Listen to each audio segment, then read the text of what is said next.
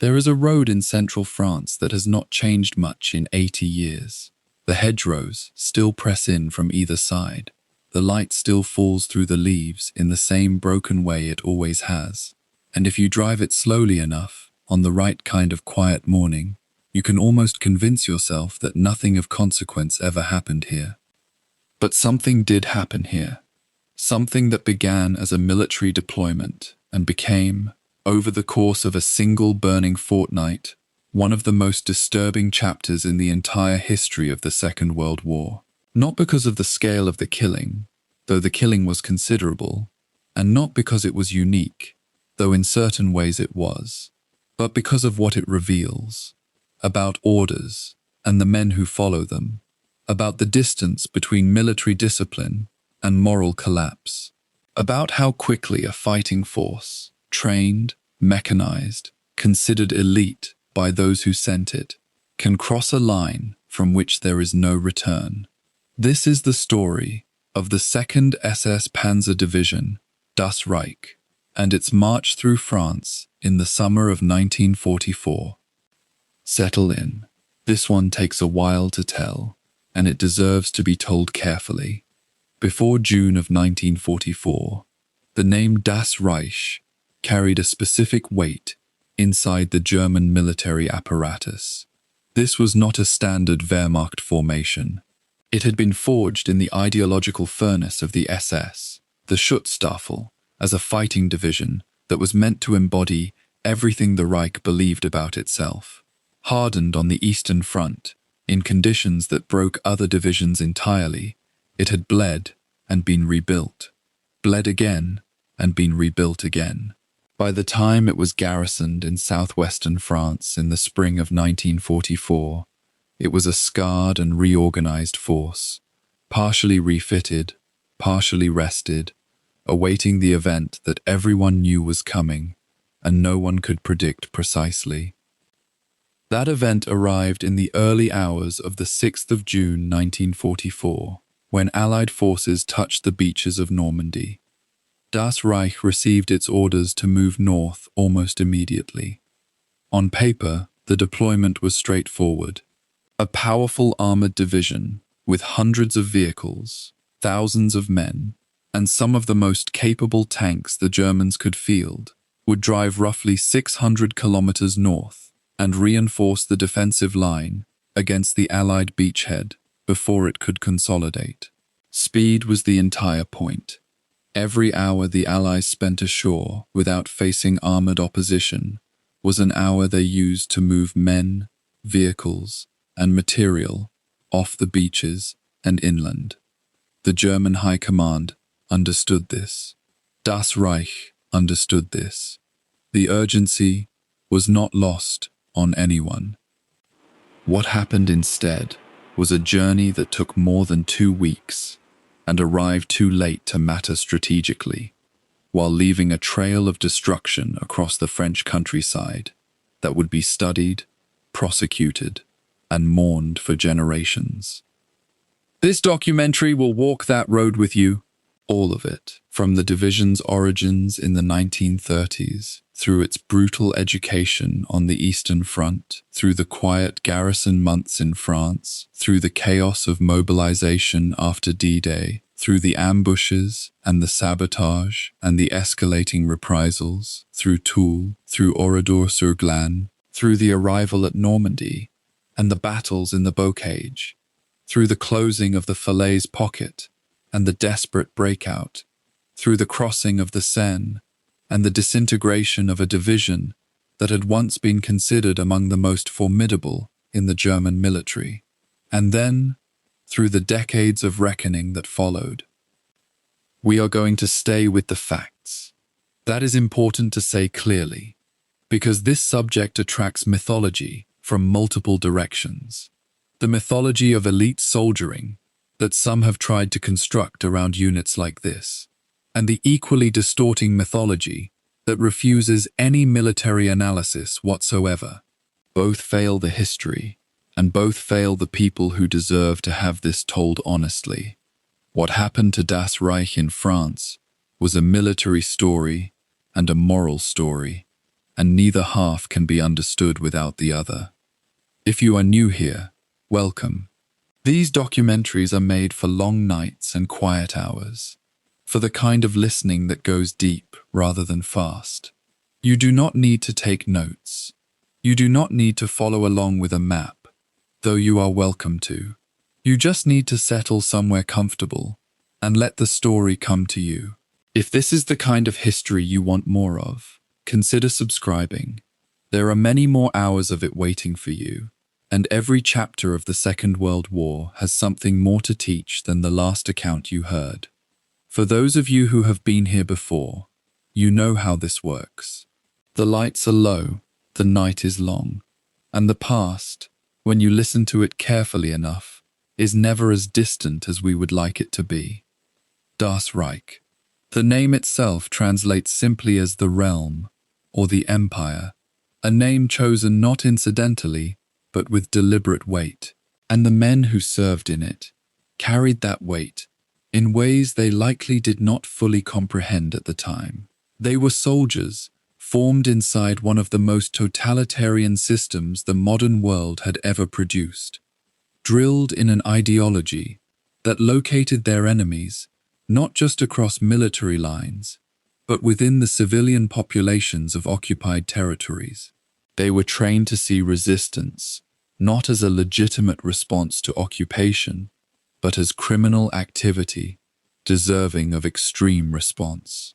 That framing, that ideological lens through which every partisan, every saboteur, every suspected collaborator with the enemy was seen, would prove catastrophic in the weeks following D-Day. Because France in June of 1944 was not a passive landscape. The French resistance, coordinated more effectively than the Germans anticipated, and stiffened by years of occupation, was ready. The moment Das Reich's columns began rolling north, the sabotage began. Rail lines, road junctions, fuel convoys, communication cables.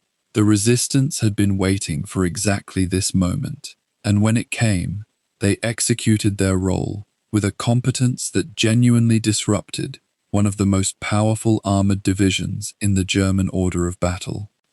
That disruption enraged the division, and that rage, funneled through an ideological framework that had no room for proportionality or restraint, produced consequences that no military necessity could justify.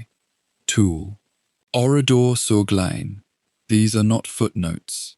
They are the reason this march through France is remembered at all, when dozens of other German troop movements in occupied Europe have faded into the compressed generalities of military history.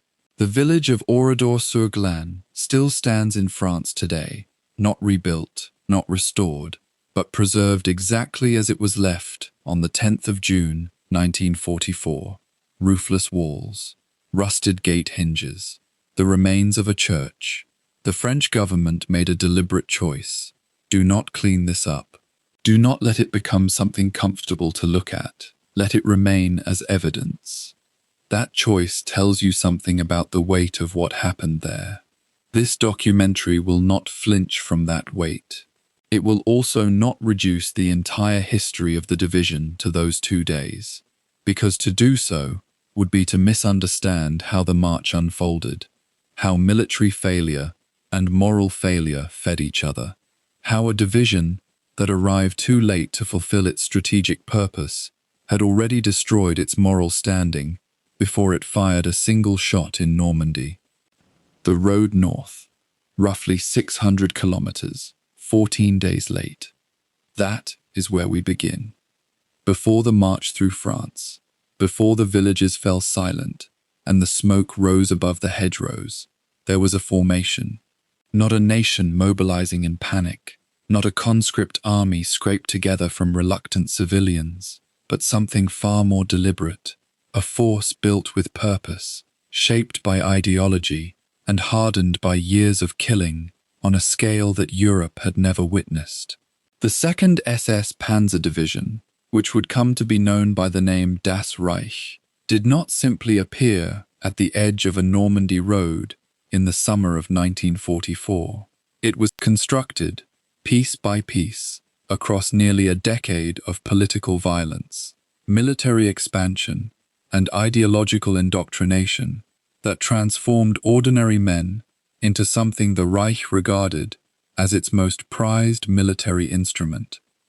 The roots of what became Das Reich stretch back to the mid-1930s, when Heinrich Himmler's Schutzstaffel, the SS, began to evolve beyond its original function as a party police and personal bodyguard apparatus. Himmler envisioned an armed wing capable of fighting alongside the Wehrmacht in the field, yet answerable not to the German army, but directly to the political leadership of the National Socialist State. These early formations were called the SS Verfügungstruppe, the SS Special Purpose Troops, and they represented Himmler's ambition made flesh, soldiers who were not merely trained to fight, but trained to believe, to see themselves as the biological and ideological elite of a new racial order.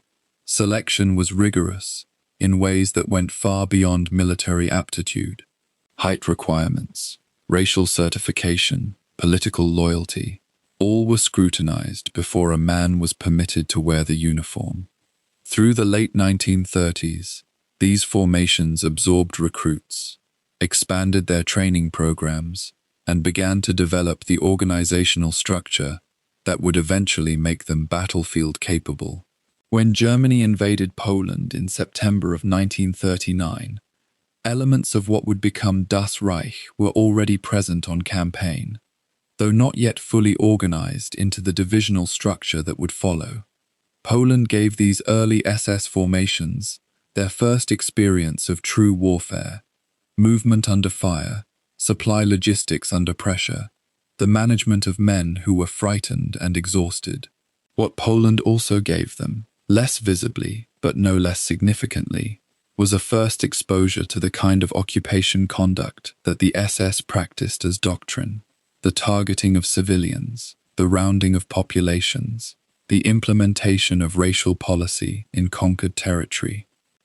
By the time Germany turned westward in the spring of 1940, the SS Verfügungstruppe had been reorganized and expanded into a motorized division, a proper combined arms formation capable of armored reconnaissance, infantry assault, and mechanized exploitation of breakthroughs. It was during the campaign in France and the Low Countries in 1940 that the division first began to operate at scale as a coherent fighting unit, moving through Belgium and into France alongside Wehrmacht armored formations.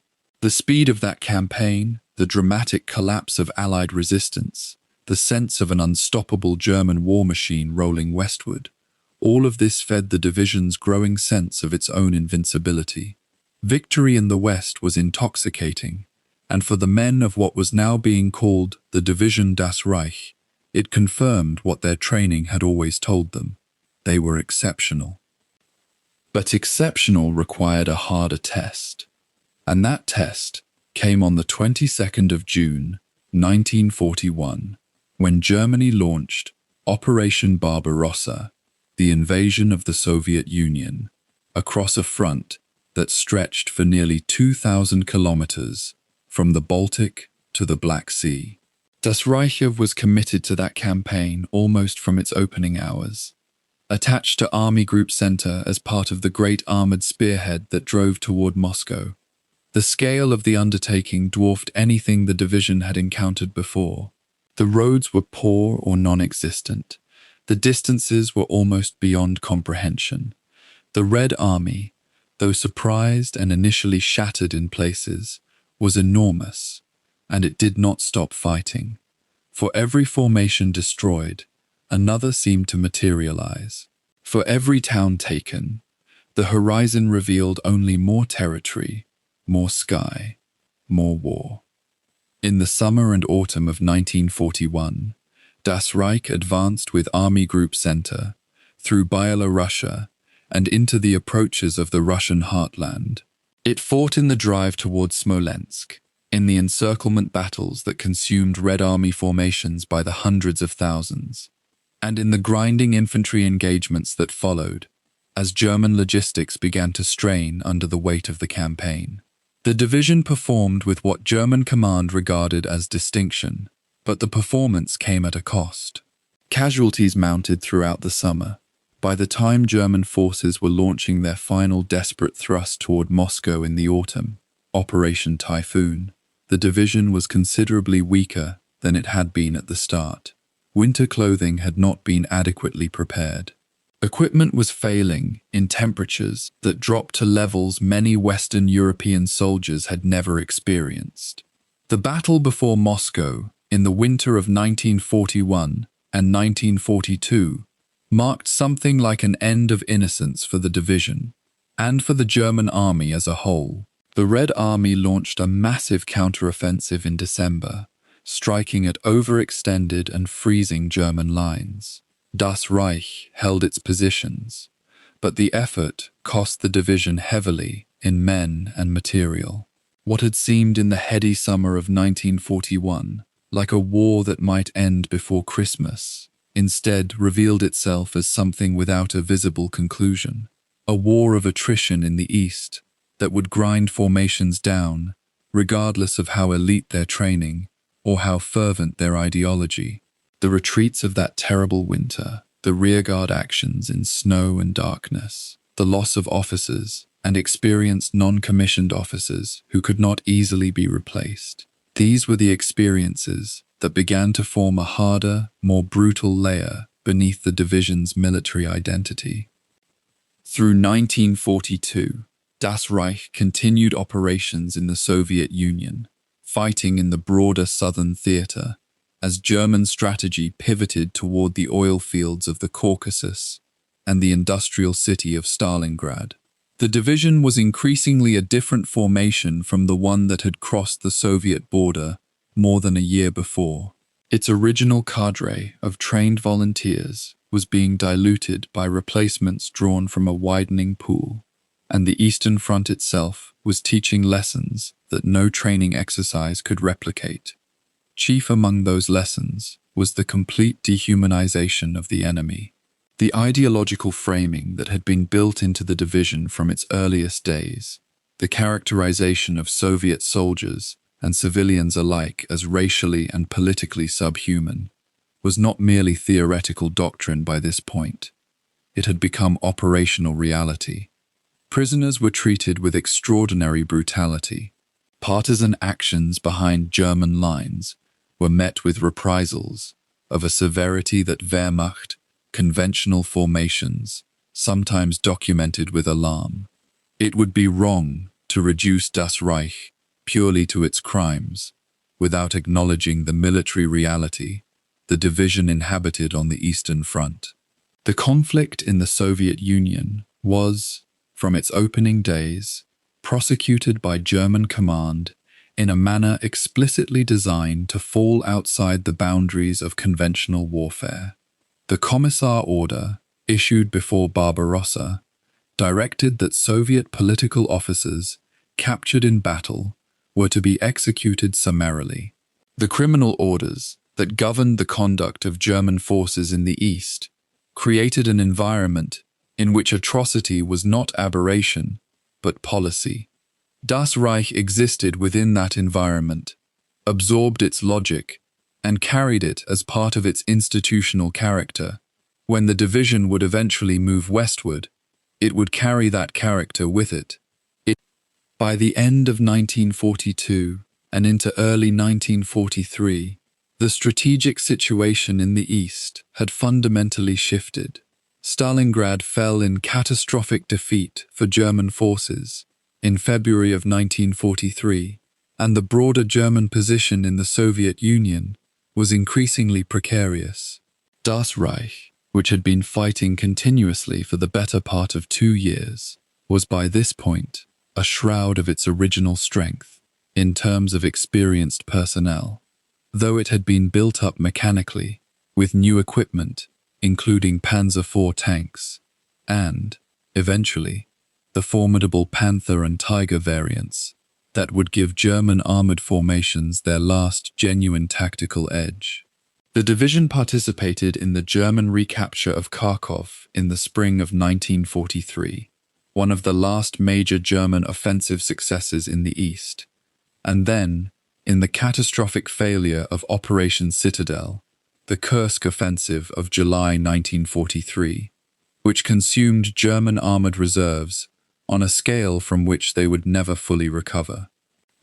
After Kursk, the Wehrmacht was strategically on the defensive in the east, and Das Reich had been bled to the point where it required significant reconstitution.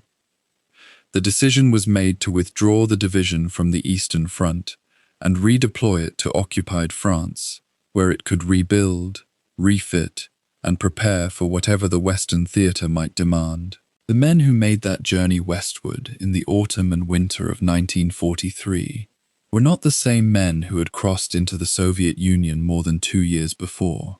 They were harder, more suspicious, more capable of extreme action, and more deeply conditioned to regard civilian populations in occupied territory through the lens of security threat rather than protected status. They had fought a war in which the boundaries between combatant and non-combatant had been deliberately erased by German policy. They had survived by being ruthless, and they arrived in France carrying all of that with them, beneath the surface of garrison routine and the quiet order of southwestern French towns, waiting for the moment when it would emerge again. The trains moved west. Long, slow convoys of flat cars and boxcars rolling away from the grinding furnace of the Eastern Front, carrying what remained of one of the Reich's most decorated formations back toward occupied Europe. For the men of Das Reich, the journey was not a homecoming. It was a reckoning. The division that boarded those trains in the late months of 1943 bore almost no resemblance to the force that had driven eastward 2 years before. Vehicles were wrecked or abandoned. Equipment was stripped, broken, missing. And the men, those who had survived, carried something that no inventory list could measure: the particular exhaustion of soldiers who had looked into the depth of a war without end and understood, at some level they could not yet voice, what they had seen there. The Eastern Front had broken formations far more experienced than Das Reich. What the Soviet campaign demanded was not merely courage or discipline. It demanded endurance, of a kind that consumed men from the inside. The division had fought through the great offensives, absorbed the hammer blows of Soviet counterattacks, and watched the strategic landscape shift beneath its feet as the German advance stalled, reversed, and collapsed into an improvised defensive struggle. By the time withdrawal orders came, Das Reich had suffered losses that, in any earlier era of warfare, would have rendered a division combat ineffective and fit only for disbandment. Instead, the Reich's military bureaucracy did what it always did. It reached for its ledgers, calculated what could be salvaged, and began again. France offered something the Eastern Front had not: quiet, or at least the illusion of quiet. The divisions settled into the southwestern regions of occupied territory, spreading across garrison towns and requisitioned facilities in the kind of comfortable, provisional occupation that had by then become familiar to German forces across the continent. For the men who arrived first, the contrast was almost disorienting. Cobbled streets instead of churned mud, food that was not rationed into near nothing, and nights that were not interrupted by artillery. But the officers understood that this quiet was borrowed time. The Wehrmacht's intelligence apparatus, whatever its flaws, was not blind to the strategic mathematics of the war. An Allied invasion was not a question of possibility, it was a question of timing. Rebuilding a Panzer division from near destruction is not a process that happens quickly, and it does not happen cleanly. The first task was simply counting, cataloguing what had survived the journey west, what could be repaired, and what had to be replaced entirely. The results of that accounting were sobering. The division's armored strength had been reduced to a fraction of what doctrine prescribed. Its motorized infantry had lost vehicles, crew-served weapons, and, crucially, the experienced non-commissioned officers who formed the connective tissue of any effective fighting unit. The men who knew how things were done, who could read a battlefield in seconds and translate that reading into action without waiting for orders, were gone in disproportionate numbers. They always were. Experience, the war had confirmed repeatedly, was precisely as valuable and precisely as fragile as everyone had always suspected. Replacements began to arrive through the autumn months and into the turn of the year. They came from training depots, from other formations, from the complex reshuffling of manpower that the Reich's military administration conducted with increasing desperation as the war consumed faster than it could replenish. Some were experienced soldiers from other fronts, men whose skills were intact even if their units had been dissolved around them. Others were younger, newer, carrying the confidence of training, but not the weight of sustained combat. Integrating these cohorts, blending veterans who had grown suspicious and internal with recruits who had not yet learned to be afraid, was one of the quieter challenges of the reorganization, and it fell largely to the division's non-commissioned officers to accomplish through the daily friction of training exercises and shared routine. The equipment situation improved, though slowly and never completely, to establishment strength. New tanks arrived, including the Panzer IV in its later variants, and, in smaller numbers, the heavier machines that had become increasingly central to German armored doctrine. Vehicles were repaired and reassigned. Supply lines through France were more reliable than anything the Eastern Front had offered, and the relative stability of the occupation meant that logistics could function with something approaching normality. The division's maintenance crews worked through the winter months, rebuilding what they could and cataloguing what they could not, producing a picture of readiness that was, by spring, considerably more credible than what had arrived from the east, though experienced eyes could still find the gaps if they knew where to look. Training occupied the division's days through the winter and into the early months of 1944. The emphasis was on combined arms coordination, the integration of armor, motorized infantry, artillery, and engineering elements that distinguished a functioning Panzer division from a collection of independently operating units. This was not merely a mechanical exercise. The doctrine of combined arms required trust between branches, a shared language of movement and fire and timing that had to be built through repetition until it became instinctive. For veterans, some of this was relearning what the chaos of the Eastern Front had degraded. For new arrivals, it was learning from scratch, absorbing through training what the veterans had absorbed through combat, knowing that the two kinds of knowledge were not the same thing.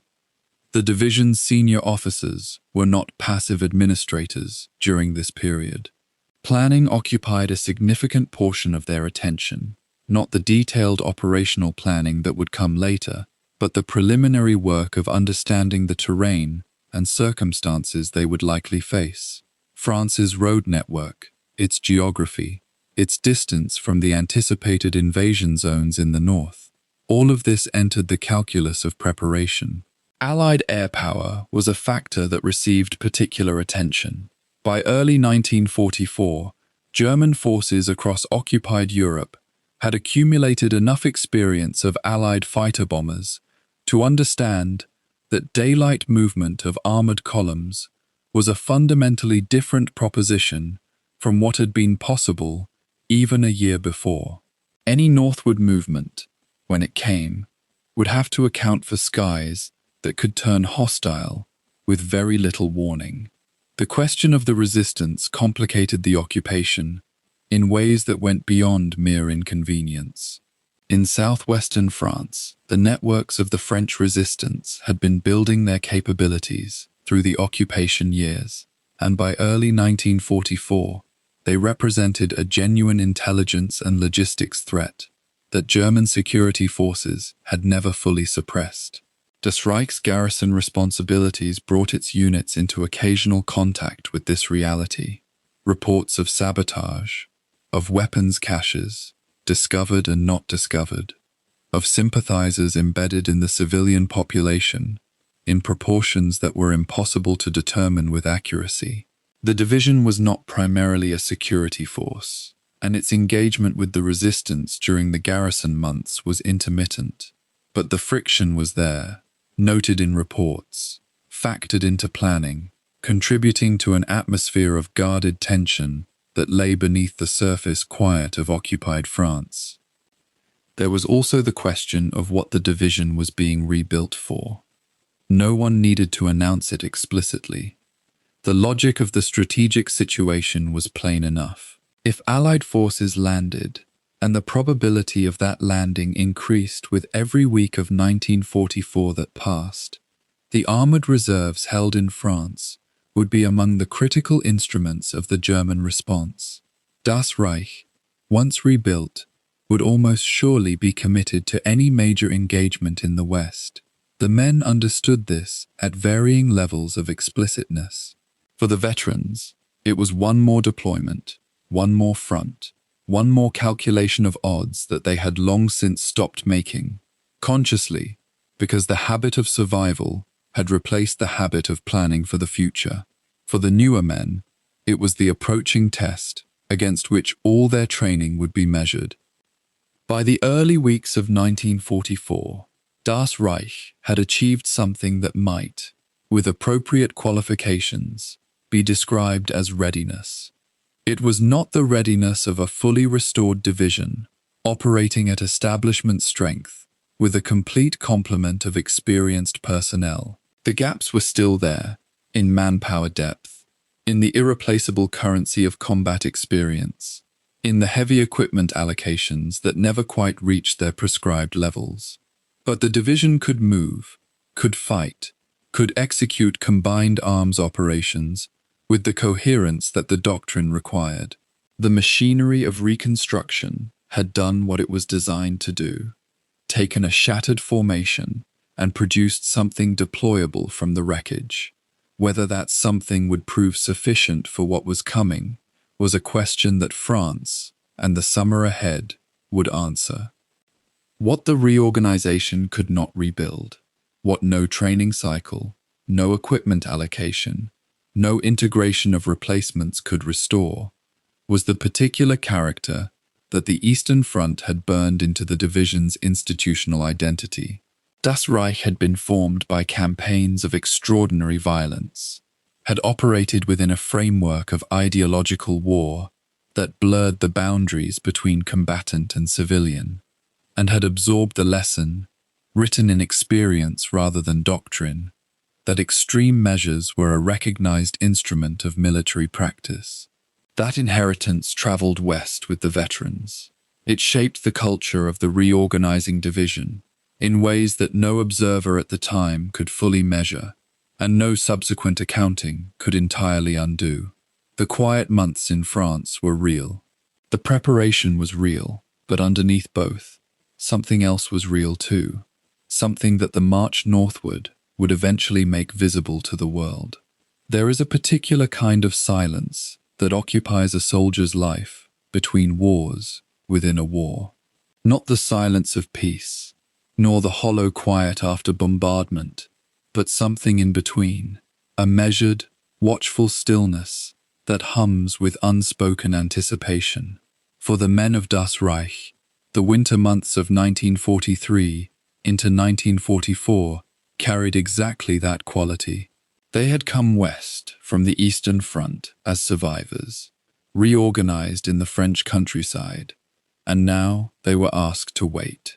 Southwestern France received them like an old house receiving difficult guests, its roads and market squares and ancient stone farmhouses absorbing the weight of German occupation with a quiet, that concealed everything underneath it. The division spread itself across the region, not as a single concentrated fist, but as an open hand, fingers reaching into villages and provincial towns, each regiment and battalion finding its place within a wider administrative architecture of control. Command posts were established with the careful deliberateness that the division's officers had learned through hard experience. A headquarters needs more than a building. It needs communications, fallback positions, local knowledge, and a feel for the roads that feed into it and out of it. Requisitioned chateaux, municipal buildings, and large farmhouses became the nerve centers of regimental and battalion command. Telephone lines were run and rerun. Dispatch routes were mapped. Officers who had previously measured their world in terms of frozen Soviet steppe now walked hedgerow lanes and counted kilometers to the nearest rail junction with a different kind of attentiveness. The world offered them something the East had rarely permitted, the luxury of planning, and so they planned, day after careful day, through autumn rain and into the grey compression of a French winter. Supply lines required as much thought as any tactical maneuver. The division could not fight, could not even sustain itself for an extended deployment, without reliable chains of fuel, ammunition, food, and replacement parts stretching back through the French rail and road network, and ultimately east toward Germany. Officers responsible for logistics walked those chains personally, identifying bottlenecks, cataloguing the capacities of local depots, and negotiating, sometimes at gunpoint, and sometimes through more bureaucratic pressure, the cooperation of regional administrators. Fuel dumps were established at intervals that reflected the division's calculated range of movement. Ammunition stocks were built up and dispersed enough to prevent a single Allied airstrike from gutting the entire reserve. It was unglamorous work, the administrative sinew of a military organism, but without it, the division's mechanized strength was simply metal parked in a field. The soldiers themselves occupied a world of enforced routine, morning formations, weapons maintenance, vehicle checks, physical training, the architecture of military discipline imposed on days that otherwise offered little to do.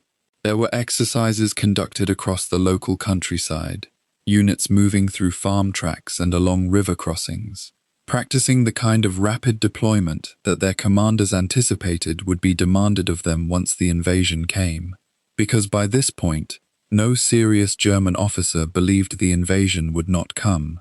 The questions that circulated in mess halls and planning rooms were not about whether the Allies would cross the Channel, but where, and when, and how quickly Das Reich could reach the point of contact.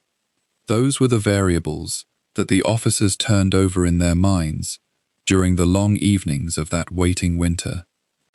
Intelligence was gathered with methodical patience. Reconnaissance elements quietly mapped road conditions across the region. Bridge weight limits, road widths that would or would not accommodate a Panzer tank, river fords that might serve as bypass routes if main crossings were destroyed. This work went into reports that accumulated across the winter, building a picture of the terrain through which the division would eventually need to move.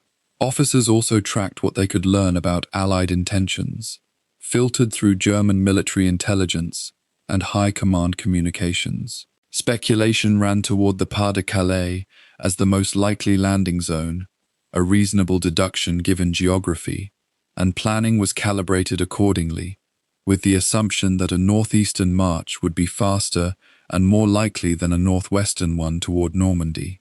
That assumption would prove costly, but in the winter months, it shaped every exercise, every route calculation, every fuel allocation.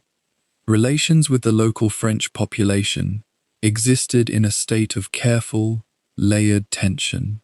There were interactions that looked, on the surface, like ordinary civilian exchange. Soldiers purchasing goods in markets, officers taking meals in restaurants, quartermaster staff arranging billet arrangements with local mayors. Beneath that surface ran currents of resentment, fear, and organized resistance that were not always visible, but were always present. The French in southwestern France had been under occupation for years, and the arrival of a full SS Panzer division did not go unnoticed by anyone. Some cooperated because they had no choice. Some cooperated because collaboration had its material advantages, and a quiet, growing number cooperated with the resistance instead, passing information eastward and southward through networks the Germans knew existed but could not fully map or sever. German security forces were aware that the resistance had become increasingly organized and increasingly bold. The Maquis, those partisan groups operating out of the forests and hills of the region, were no longer simply a nuisance to be periodically swept up.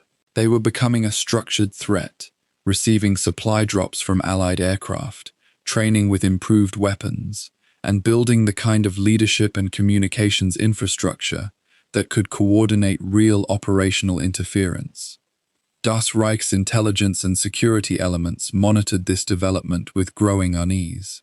Reports noted increased partisan activity in the hills east of the division's main garrison areas. Informants were cultivated, arrests were made, but the networks proved resilient, dispersed and adaptive in ways that made them extraordinarily difficult to decapitate through conventional security operations. Within the division's officer corps, discussions about the coming deployment took on an increasingly concrete character as winter gave way to early spring. Officers who had fought in the Soviet Union understood something crucial that strategic planners sometimes forgot: that a division on the move is vulnerable in ways that a division in a fixed defensive position is not. Moving a formation of that size and complexity through terrain you do not fully control, against a population that is actively hostile, while Allied aircraft increasingly contested German movement in daylight hours, was a fundamentally different problem than marching across open steppe. Some officers raised concerns about route security. Others focused on the need for speed, that their value to the German defensive effort in Normandy would be measured precisely in hours, and that every hour of delay subtracted from their strategic worth. Both were right, and the tension between those two truths would define the march that was coming. Training continued through the early months of 1944 with increasing urgency. The division's Panzer regiment ran its tanks through maintenance cycles and conducted gunnery exercises. Panzer Grenadier battalions practiced mounted and dismounted assault drills. Artillery units calibrated their weapons and rehearsed fire coordination with the armor. By the standards of a force that had limped out of the Soviet Union in various states of disarray, Das Reich had reconstituted itself into something formidable. New vehicles had been drawn from German industrial production. Personnel replacements, many of them younger and less experienced than the veterans they joined, had been absorbed and trained to at least a functional standard. The division was not at its full theoretical strength, as no German division in this period truly was, but it was substantially rebuilt and capable of sustained offensive and defensive operations. The officers who walked the grounds of their requisitioned headquarters in those quiet months carried knowledge that was both clarifying and oppressive. They knew that everything they were doing, the fuel dumps, the route maps, the training schedules, the intelligence reports, was preparation for a contest. They understood they were fighting at a disadvantage.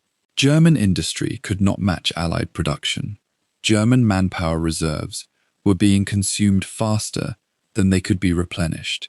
Allied air power was growing in capability and reach, while the Luftwaffe's capacity to contest the skies above France was diminishing with each passing month. A professional officer could look at those realities with cold clarity and still carry out his duty, filing his reports and running his training schedules and walking his supply routes. because that was what the role demanded. The weight of that knowledge sat behind the eyes of men who kept their expressions neutral in formation and their voices steady in briefings. For the enlisted men, the daily texture of garrison life was simpler in its demands, if not in its emotional register. Maintenance rosters, guard duties, training exercises, the monotony of military housekeeping in a country that did not want them there. Some found ways to make a kind of peace with the waiting. Local bars where a certain transactional normalcy held, football matches in requisitioned fields, the small comforts of letters from home and the occasional parcel. Others found the waiting intolerable in a different way, the enforced stillness after the violent intensity of the Eastern Front, producing a strange psychological restlessness.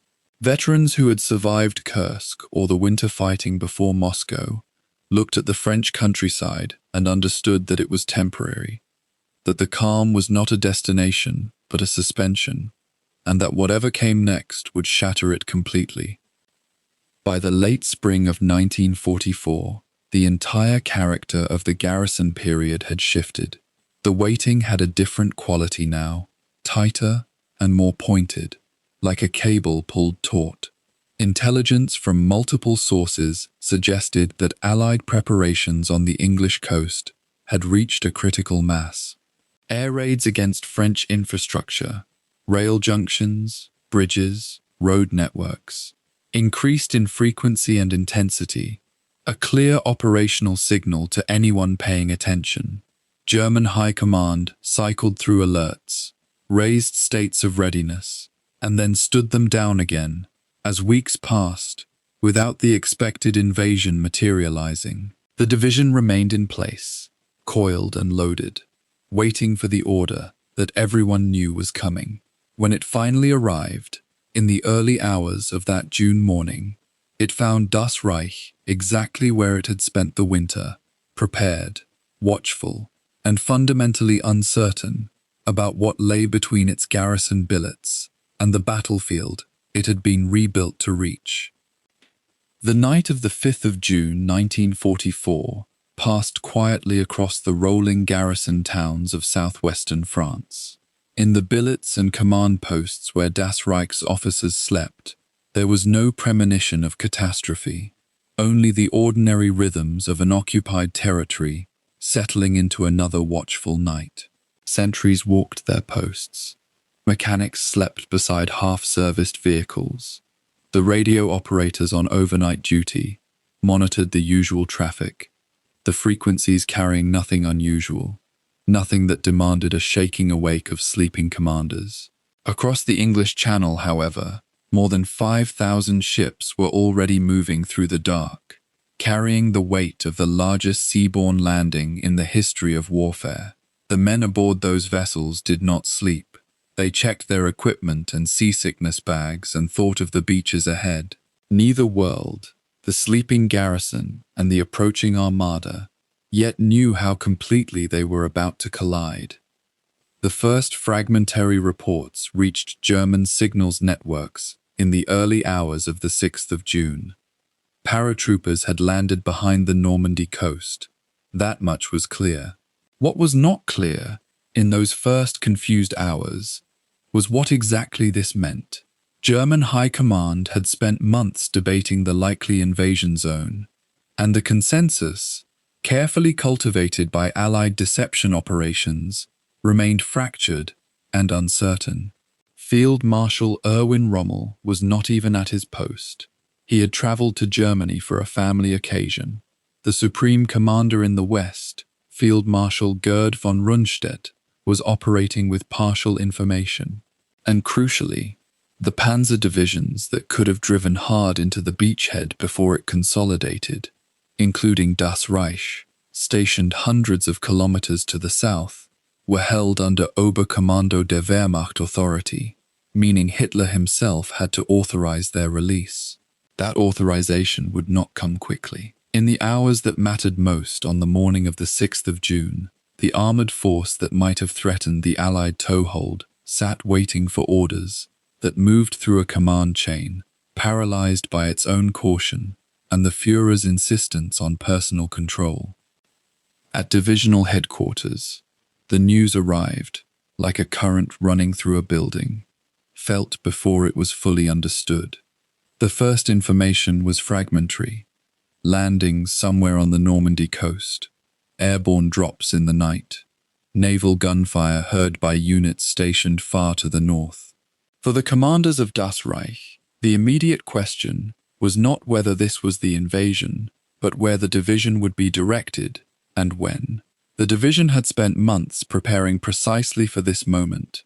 The vehicles were maintained, the fuel stocks accounted for, the route plans drawn up and revised. Yet preparation and authorization are two entirely different states of readiness. And on the morning of the 6th of June, the division had the first without the second. Officers waited by their radios. The machinery of mobilization trembled at the edge of action, but could not yet move. The confusion at the top of the German command structure cascaded downward through every layer, even as reports multiplied through the morning, and it became clear that the Normandy landings were not a feint, that this was not a diversion designed to draw German armor away from a larger blow somewhere else. The debate at Oberkommando der Wehrmacht level refused to resolve. Hitler was asleep when the first reports came in, and his staff were reluctant to wake him.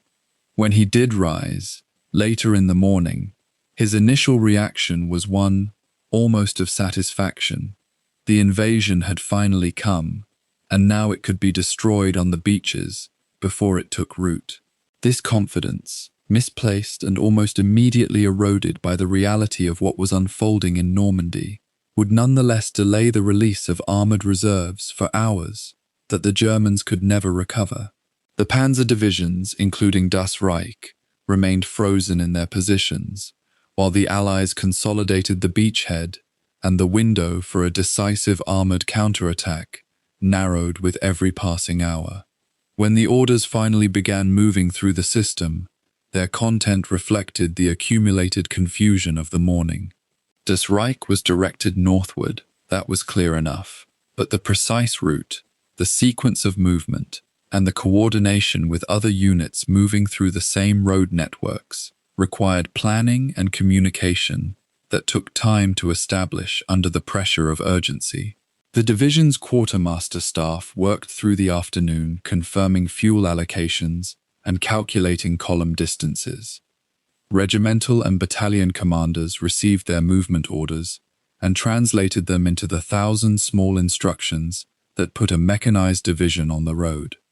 Motorcycle scouts were dispatched to check the main routes northward. Signals units reconfigured their networks for a moving headquarters rather than a stationary one. The organized quiet of a garrison preparing to move has a particular texture, busy but deliberate, purposeful but not yet urgent. And on the evening of the 6th of June, that texture filled every unit area in the division zone. The sheer physical scale of moving a full Panzer division demanded a reckoning with logistics that maps and plans could only partially prepare. Das Reich, in the summer of 1944, was a formidable instrument by any measure. Its armored regiment fielded Panzer IV tanks and the heavier Panther, while its motorized infantry battalions rode in half-tracks and trucks. The division's artillery, signals, reconnaissance, pioneer, and supply elements stretched any road column to an enormous length. Moving all of this northward, across hundreds of kilometers of French roads, required a sequence of departures and a coordination of march discipline that could not be improvised overnight. The division would not move as a single column, but in multiple groups, with the heavier armored elements constrained by bridge weight limits and the condition of the roads themselves. Fuel consumption at this scale was enormous, and the logistics chain stretching back through occupied France was already under pressure from Allied air power, which was aggressively targeting roads, bridges, and rail junctions across the entire theater. And it was Allied air power, more than any other single factor, that immediately complicated the division's preparation to move. The Allies had spent months destroying the French transportation network in preparation for exactly this moment, ensuring that German reinforcements would struggle to reach Normandy quickly. Rail lines had been cut repeatedly, bridges over the major rivers attacked, and fuel and ammunition depots targeted in patterns designed to strangle German mobility.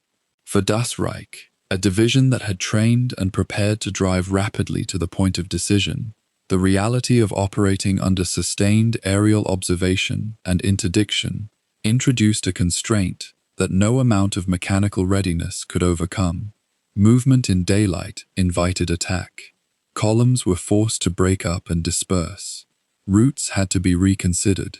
The division's planners, working through the night of the 6th into the 7th, were already learning that the march northward would be nothing like the rapid deployment they had envisioned.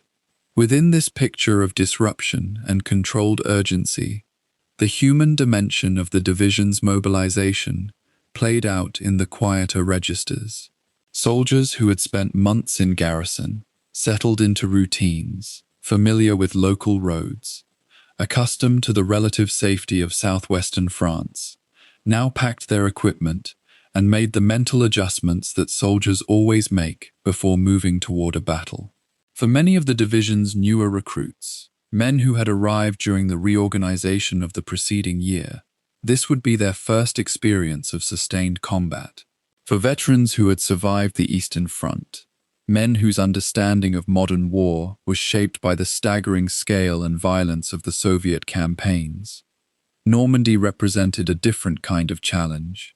An Allied army, equipped with the material abundance of the industrial West, backed by air power, on a scale even the Soviet Union had not yet brought to bear. Veterans passed this understanding on, in the practical, unsentimental way of soldiers who have learned not to underestimate enemies. The division was moving towards something serious.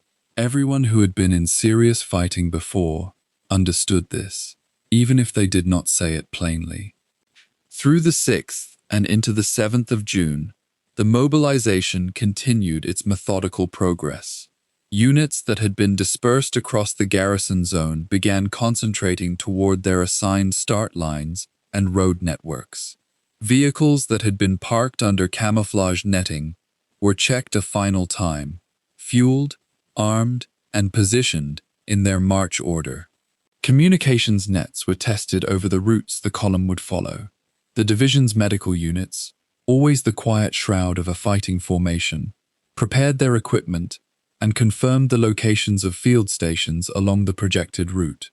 In the command vehicles, officers studied the maps of the roads between their present positions and the Normandy front, calculating distances, identifying choke points, noting the bridges that would need to be confirmed as capable of bearing armored weight. The distance to the beachhead was measured not just in kilometers, but in the complications between each step, and those complications were already beginning to accumulate. The orders as Das Reich understood them on those first days were framed in the language of urgency and decision. The division was to proceed north with maximum speed, reach the Normandy sector, and engage the Allied forces before the beachhead could be consolidated into something permanent. German command still believed, in those early days, that a determined armored counterattack could drive the Allies back to the sea. Das Reich was intended as part of that counterattack, a powerful, experienced formation that would add critical weight to the German response. The mission was clear in its strategic logic, and the men preparing to execute it understood their role within it. What the orders could not account for, what no order written in a command post could fully reckon with, was the condition of the road ahead. The roads of France, in June of 1944, were not simply transportation infrastructure. They were contested ground, watched from above by Allied aircraft, and from the shadows by French resistance fighters, whose knowledge of every route, bridge, and choke point in the region was precise and recently gathered. What Das Reich was preparing to march into was not merely a military deployment. It was an encounter with a France that had been waiting for this moment. 4 years of occupation compressed into a fierce, organized, and purposeful resistance that would use every available tool to slow the German column. The Allied landings had electrified resistance networks across the south and center of France. Messengers moved between cells. Weapons that had been buried and cached were retrieved. The BBC's coded broadcasts confirmed that the time for action had arrived. Saboteurs began to work before Das Reich had even completed its first day of mobilization. Rail lines that had been intact were cut. Telephone cables were severed. The environment through which the division would need to move was already beginning to harden against it, one small act of disruption at a time. The division's commanders could see the map and count the kilometers. What they could not yet see was how those kilometers would compound into something far more costly than a simple march to the front. The orders had been clear enough. Move north, reach Normandy, reinforce the coastal defenses before the Allied beachhead could consolidate. On paper, the route from southwestern France to the battle zone was a straightforward proposition. A column of armored vehicles, half-tracks, trucks, and men rolling through the French countryside along roads that had carried German supply traffic for 4 years. The division's officers had studied their maps, calculated fuel requirements, estimated travel times. By almost any conventional military calculus, Das Reich should have reached the front within 2 to 3 days of receiving its deployment orders. What actually happened would take nearly 2 weeks and would cost the division something more difficult to measure than fuel or kilometers: its composure. France in the summer of 1944 was not the subdued, exhausted country that German forces had occupied since 1940.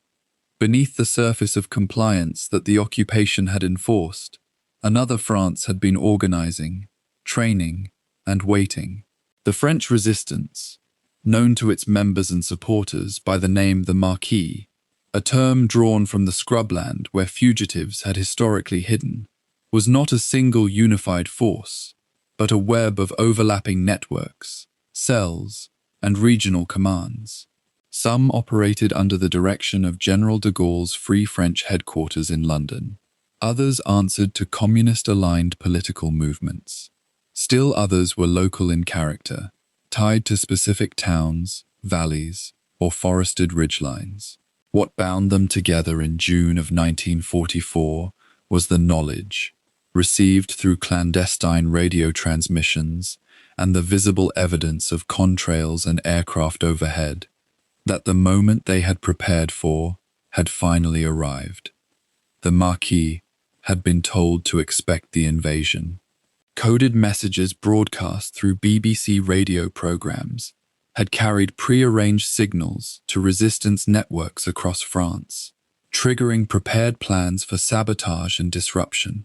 The networks in the regions Das Reich would have to pass through: the Lot, the Corrèze, the Dordogne, the Haute-Vienne were among the most active in the country.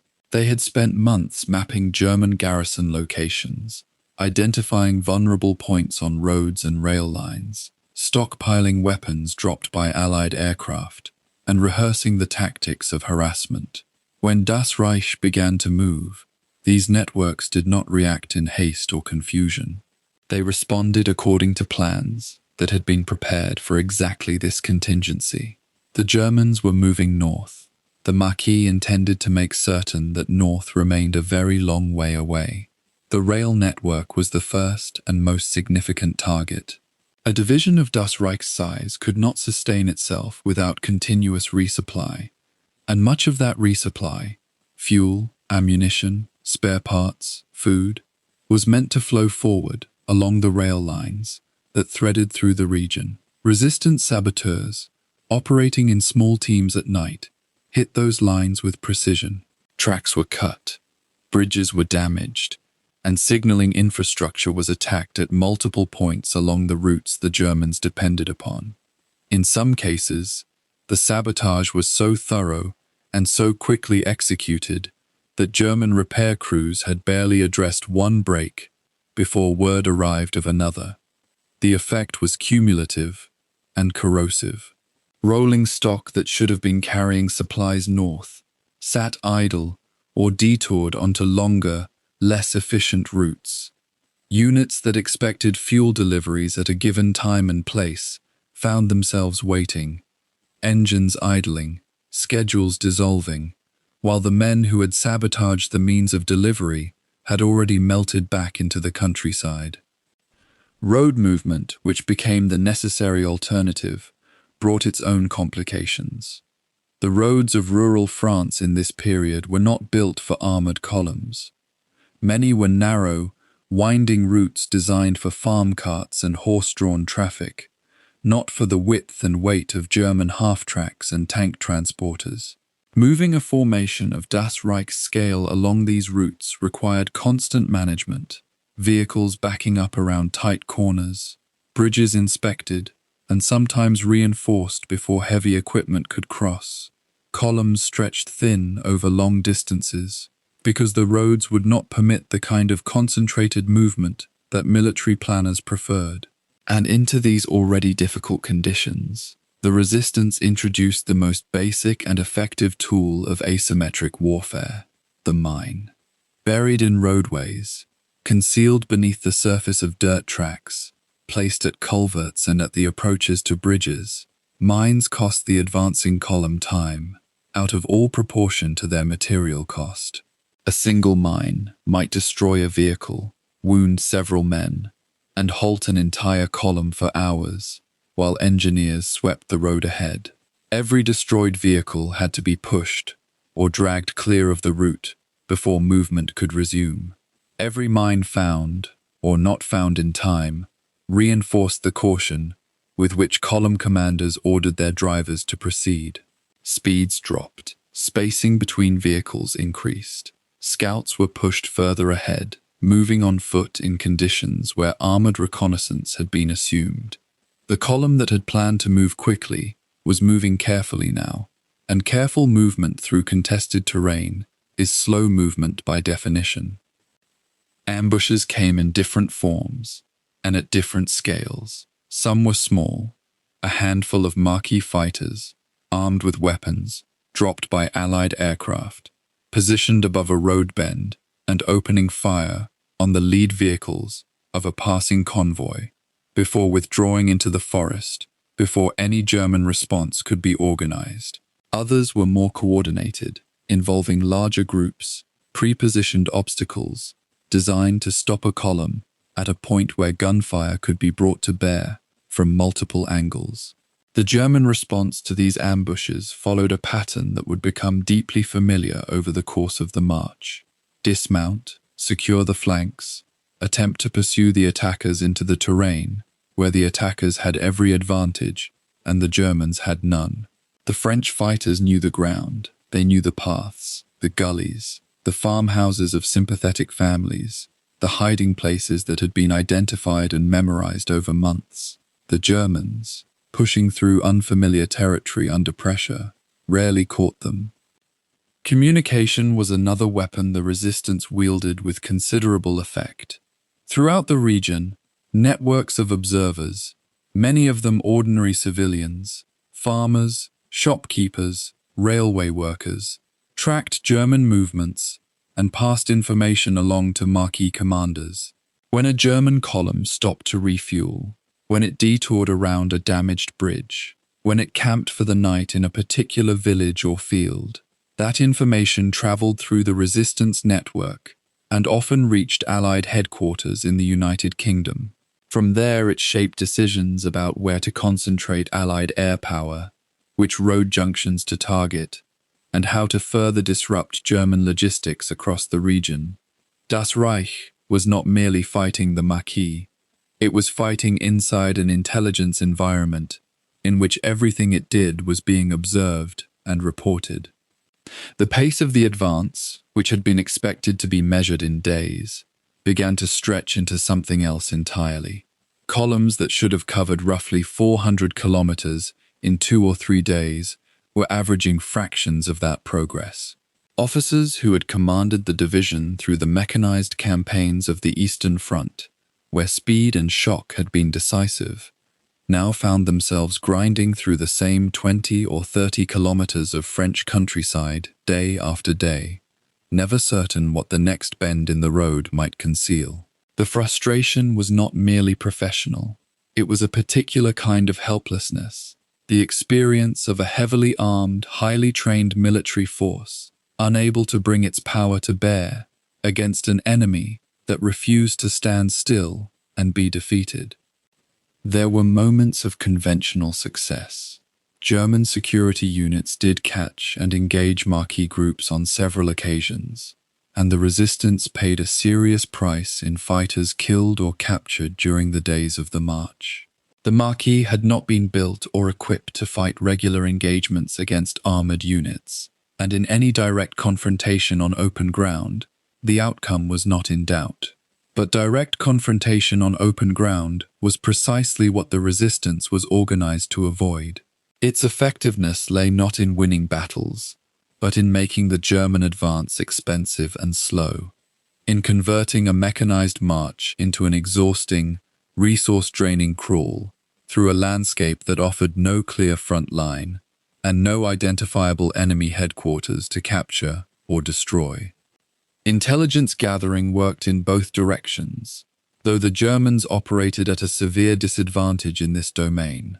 Without the local knowledge, the established relationships, or the civilian support that the Maquis could draw upon, German intelligence officers worked largely from interrogations, captured documents, and the reports of informers whose reliability was always uncertain. They knew the resistance was active and organized. They could trace patterns in the sabotage, the timing, the methods, the targets chosen, that suggested professional coordination rather than spontaneous action. What they could not easily determine was where the next blow would fall, or when, or in what strength. That uncertainty was itself a strategic resource for the resistance, forcing German column commanders to treat the entire route as hostile territory and to allocate security forces to tasks that slowed the advance further. By the time the leading elements of Das Reich had ground their way through the first days of the march northward, the division was already behind the schedule that had been drawn up when the deployment orders arrived.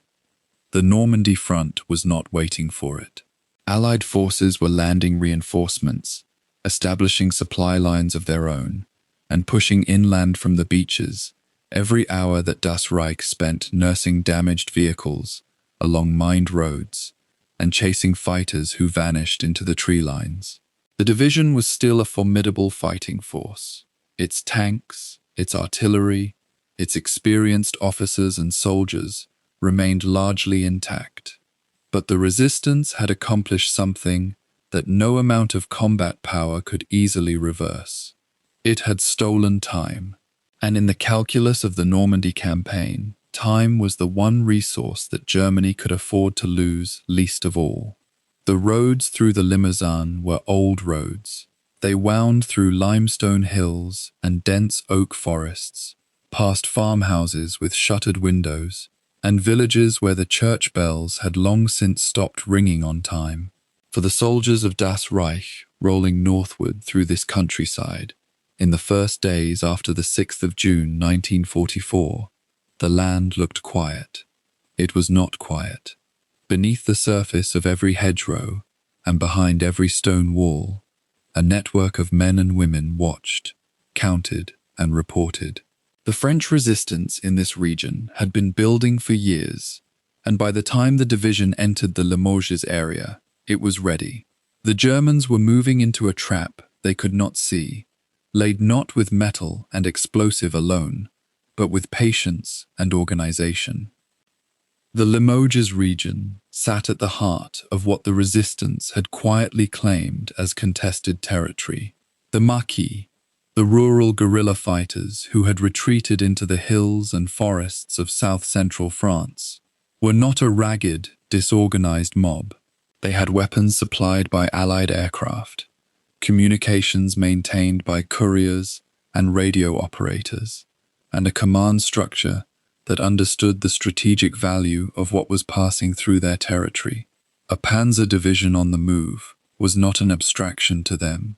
It was fuel, ammunition, tanks, and men, all moving toward Normandy, where Allied soldiers were dying on beaches and in fields, trying to establish a foothold.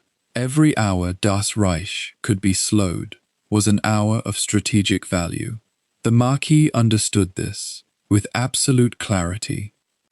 Sabotage had already been a persistent irritant before the division reached the Limoges approaches. Telephone lines were cut almost as fast as repair crews could restore them.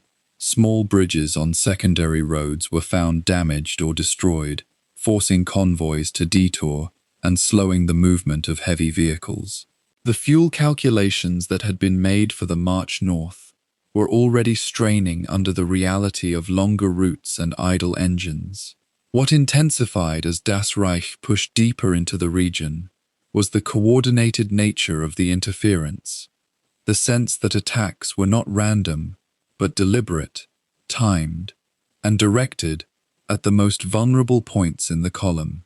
Reconnaissance units moving ahead of the main body began to report contact with armed groups that engaged briefly, then vanished into the landscape before a proper response could be mounted.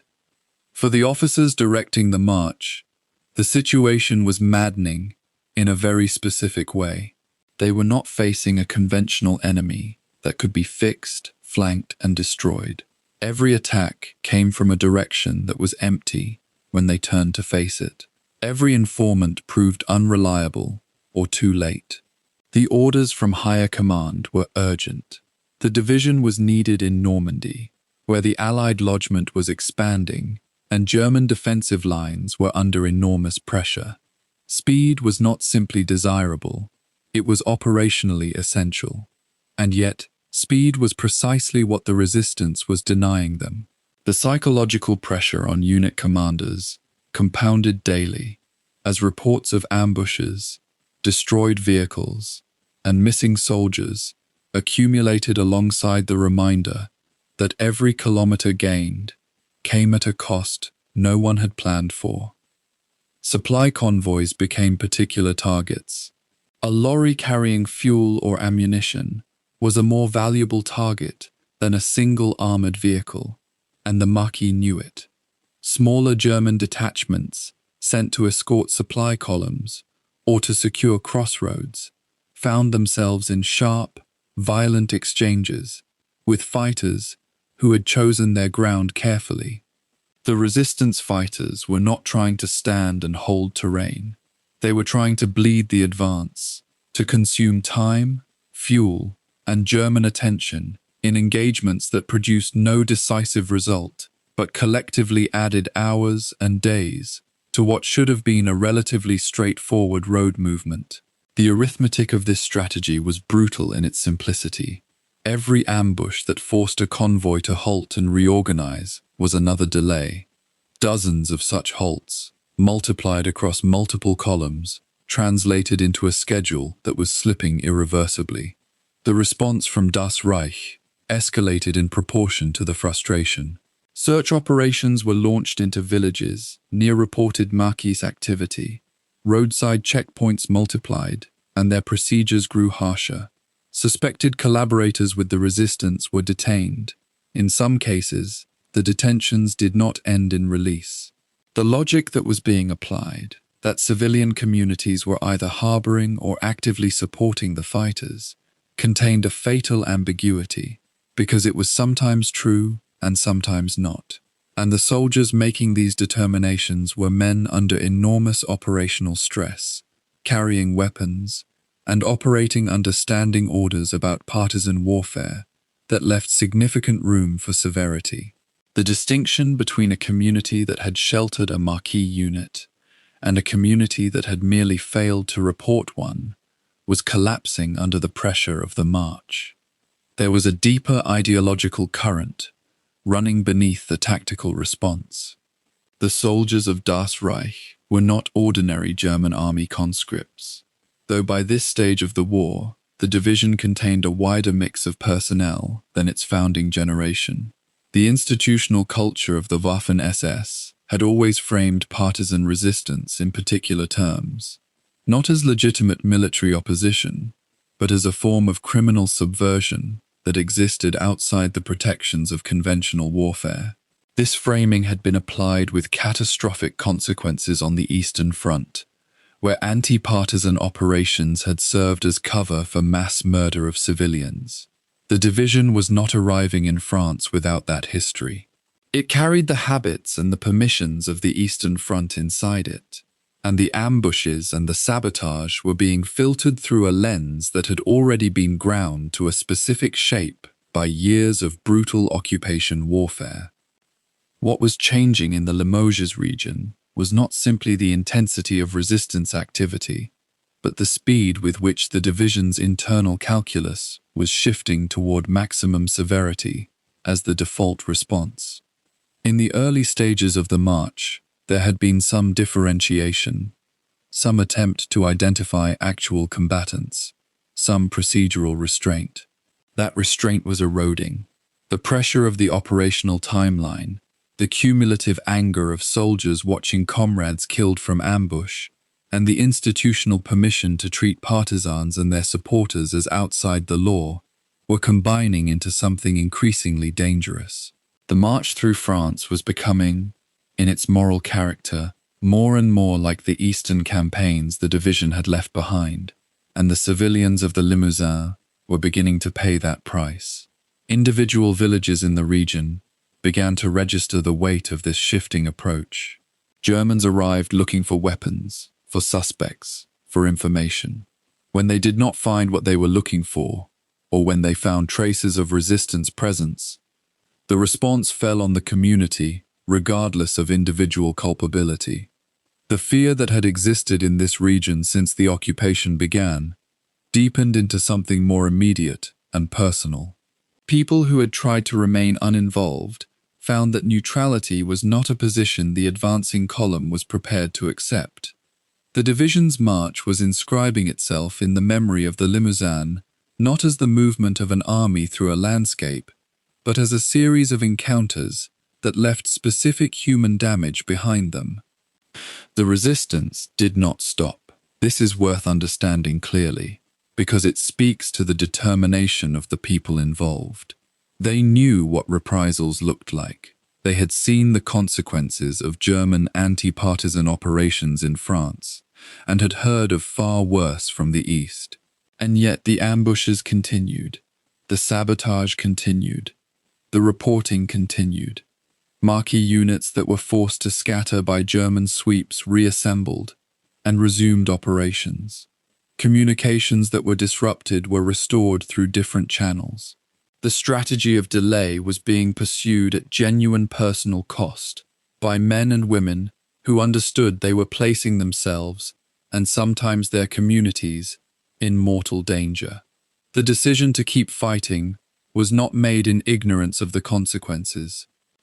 By the time the bulk of Das Reich had moved through the Limoges region and was pushing toward the next phase of its northward advance, a pattern had been firmly established. The division was moving, but not as planned, not on schedule, and not without leaving a trail of incidents behind it. The tactical texture of the march had hardened. Officers who might have exercised restraint earlier in the journey were now operating within a set of expectations that had shifted towards severity. Soldiers who had committed acts of collective punishment in one village were moving toward the next. The institutional culture of the division was reinforcing the worst available interpretations of its operational mandate. This was not an army that had stumbled into a difficult situation and made understandable mistakes. This was a formation whose internal logic was pointing it in a direction that converged, with increasing inevitability, toward catastrophe. The Limousin had not broken the division's advance. Das Reich was still moving north, still carrying its armor and its firepower toward Normandy. But the region had done something more consequential in the long sweep of history than merely slow a column of vehicles. It had served as the crucible in which the character of the entire march was shaped and hardened. What had entered the Limoges area as a delayed deployment was emerging as something darker, a force whose frustration had curdled into a methodology, whose operational stress had become moral license. The next towns on the road north were already in the path of what the Limousin weeks had made. The names that followed, Toul, and then the name that would outlast the war itself, were not accidents of geography. They were destinations that the hardening of those weeks had made almost inevitable. The morning of the 9th of June arrived grey and uncertain. Das Reich's motorized columns pressed northward through the Limousin countryside, their advance accelerating as frustration mounted. Every kilometre northward meant another opportunity to engage the enemy that High Command expected them to meet. Intelligence reports spoke of weak resistance activity, scattered attacks, nothing that should delay a fully equipped Panzer division for more than a few hours. The officers who led these men believed they were moving toward a battlefield where their armour and training would matter, where combat would be clear and purposeful. What they found instead in the town of Toul would force a reckoning with a conflict far more ambiguous and far more brutal than any Eastern Front engagement had prepared them for. Toul lay roughly 60 kilometers south of Normandy, a manufacturing town of modest significance, nestled in a valley. The town housed textile factories, metalworking shops, and a population of roughly 6,000 civilians who had lived through 4 years of German occupation. By the 8th of June, French resistance forces operating in the region had moved decisively. They had seized the town, established barricades at key positions, and taken something that would transform the day ahead into something neither side had anticipated: German soldiers, prisoners held by Frenchmen in a French town. The precise number of prisoners remains historically uncertain. Estimates range from 16 to 50, but their existence created a situation that Wehrmacht procedure and SS mentality had not equipped commanders to handle. German soldiers captured by resistance represented a breakdown in the hierarchy of violence that occupied Europe had maintained for 4 years. It represented a rupture that demanded response. As Das Reich's spearhead elements approached Toul on the morning of the 9th, scouts reported resistance-controlled barricades and makeshift fortifications. What unfolded was not a sophisticated military defense, but rather a desperate civilian uprising, poorly armed and fundamentally unprepared for the mechanized force that was about to arrive. The resistance fighters who held the town, a mix of local partisans, French soldiers escaped from German captivity, and political activists, made a choice to stand and fight rather than dissolve back into the countryside. In military terms, it was an error. In human terms, it represented a refusal to accept the permanence of occupation. The division's commander, Major General Heinz Lammerding, faced a situation that demanded a military solution, but also offered an opportunity for demonstration. The resistance held German soldiers as prisoners. That fact alone changed the calculus of response.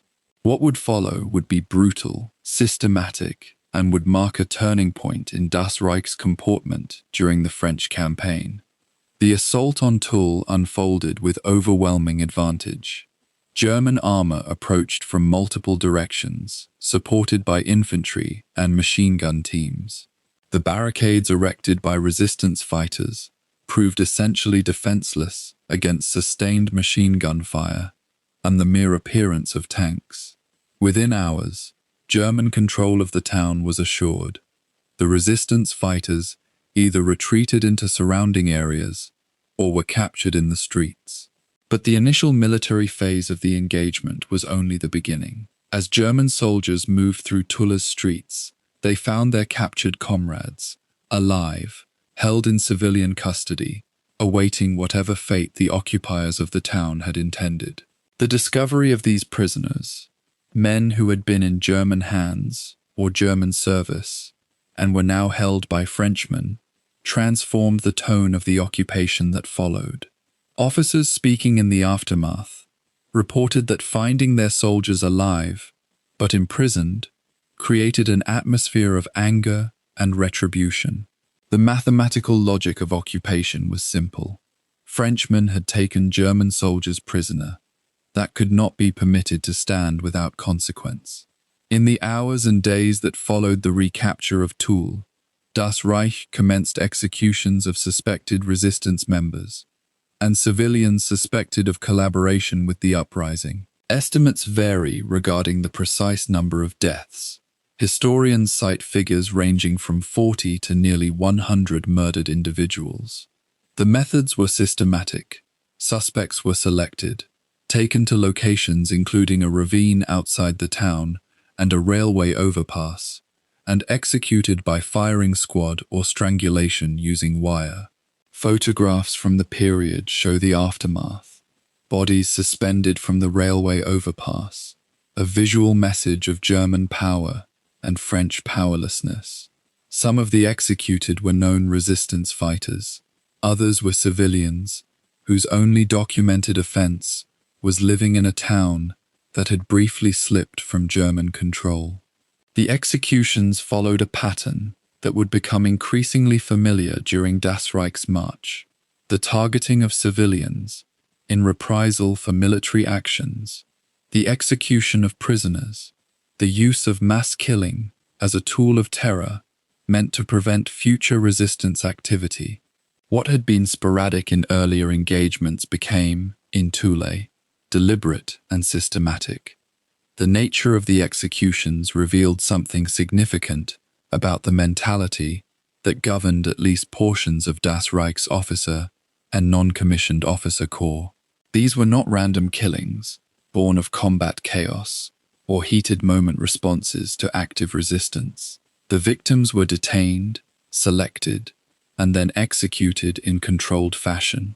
Officers participated in the selection and witnessing of executions. The division's records documented the actions. In the peculiar bureaucracy of the SS, violence was often catalogued, reported through channels, and incorporated into regular administrative practice. The executions in Toul were not hidden or denied, but rather reported to higher command as military necessities, as justified responses to resistance activity and the detention of German soldiers. This bureaucratization of killing, the transformation of murder into policy, would define Das Reich's remaining weeks in France far more than any combat engagement. The division was not simply fighting a war against enemy soldiers. It was engaged in something closer to a campaign of terror against a civilian population that had briefly asserted its capacity to resist. The impact of Toul on Das Reich's remaining march cannot be overstated. In the immediate aftermath, the division's commanders issued instructions that would guide the engagement with civilians and suspected resistance members for the remainder of the journey northward. Officers reported that Lammerding and his subordinates had concluded that only overwhelming violence would prevent further resistance activity. The logic was not subtle. If resistance action resulted in swift, massive reprisal against civilians, then civilian populations would pressure partisans to cease operations. The flaw in this reasoning was profound, but apparently invisible to the men who adopted it. Every execution of a civilian, every massacre in a village, every act of systematic reprisal did not suppress resistance activity. Instead, these actions created new martyrs, new narratives of German brutality, and new motivations for French resistance fighters to continue their campaign. The massacre at Toul was meant to end resistance activity in the region. Instead, it accelerated the regional uprising and hardened the determination of partisans to make Das Reich's advance as costly as possible. The events in Toul also marked a transformation in how Das Reich's soldiers understood their mission. Days earlier, orders had arrived, directing the division northward to meet an external enemy, American and British forces, on a conventional battlefield. The Normandy invasion was an enemy action that fit within the framework of military combat that German soldiers had been trained to recognize and respond to. But in Toul, they encountered something different. A civilian population asserting agency, a resistance movement claiming the town, prisoners held in French custody. This was not a battlefield in the traditional sense. It was occupation warfare, and it demanded responses that existed outside the formal military framework. German soldiers found themselves executing civilians, destroying civilian property, and operating under command directives that emphasized terror and mass punishment. For some, the cognitive dissonance was genuine. For others, particularly within the SS framework, the expansion of violence into civilian spaces felt natural, consistent with ideological training that had prepared them to view occupied territories and enemy populations with contempt. Toul represented the moment when Das Reich's soldiers ceased to operate primarily as military combatants and became, in significant measure, instruments of reprisal and terror. The massacre at Toul also carried significance for the division's relationship with Wehrmacht command. Conventional army officers, the Heer, had long harbored complex attitudes toward SS units like Das Reich. They recognized the division's fighting capacity and mechanized capability. They also were aware of, and frequently troubled by, the ideological fanaticism and brutality that characterized SS operations. In the aftermath of Toul, that tension became more pronounced. Higher Wehrmacht commanders received reports of the executions and the methods employed. Some among the Heer officer corps expressed concern about the nature of the reprisals and the potential consequences of such actions for German military interests. If every resistance action resulted in the massacre of civilians, would not the civilian population become increasingly hostile? Would not the resistance recruitment intensify? These were not humanitarian objections, but rather strategic calculations rooted in military logic. The SS, however, operated under a different calculus. For officers within Das Reich and other SS formations, the intimidation of civilian populations and the elimination of suspected enemies were not merely justified, they were ideologically mandated. The division that had been shaped by ideological indoctrination on the Eastern Front was now applying those lessons in a French context. The week that followed Toul saw Das Reich continue its northward advance, and as the division progressed, the pattern established in the town became normalized. Reports of resistance activity would be followed by reprisals. Villages suspected of harboring partisans would face occupation, searches, and executions. Civilians would be taken as hostages or detained for interrogation. The division's understanding of its mission evolved from pure military deployment to a hybrid operation combining conventional warfare with occupation policing and reprisal operations. Officers issued orders that guided this expanded mission. Soldiers received instructions about identifying suspected resistance members and dealing with civilian populations. The machinery of violence that had been established on the Eastern Front and refined in earlier French operations was now brought to bear with increasing intensity and systematization. Das Reich was no longer simply a fighting division moving toward enemy forces. It had become an instrument of occupation terror, and its soldiers understood their role in those terms. The human cost of this transformation extended across multiple dimensions. For Toul's survivors, the events of the 9th and 10th of June, the fighting, the executions, the occupation of their town, would define their experience of the war's final year. Families were destroyed, young men disappeared into execution sites, communities were fractured. But the psychological cost extended as well to the German soldiers themselves. The men of Das Reich were being inducted into a form of violence that was fundamentally different from combat. They were witnessing or participating in the execution of civilians, the destruction of civilian spaces, and the systematic use of terror as military policy. For soldiers who had served on the Eastern Front, this may have represented a continuation of patterns already established. For younger soldiers, or those with less exposure to SS ideological training, the experience created moral fractures that would persist throughout the remainder of the campaign and beyond.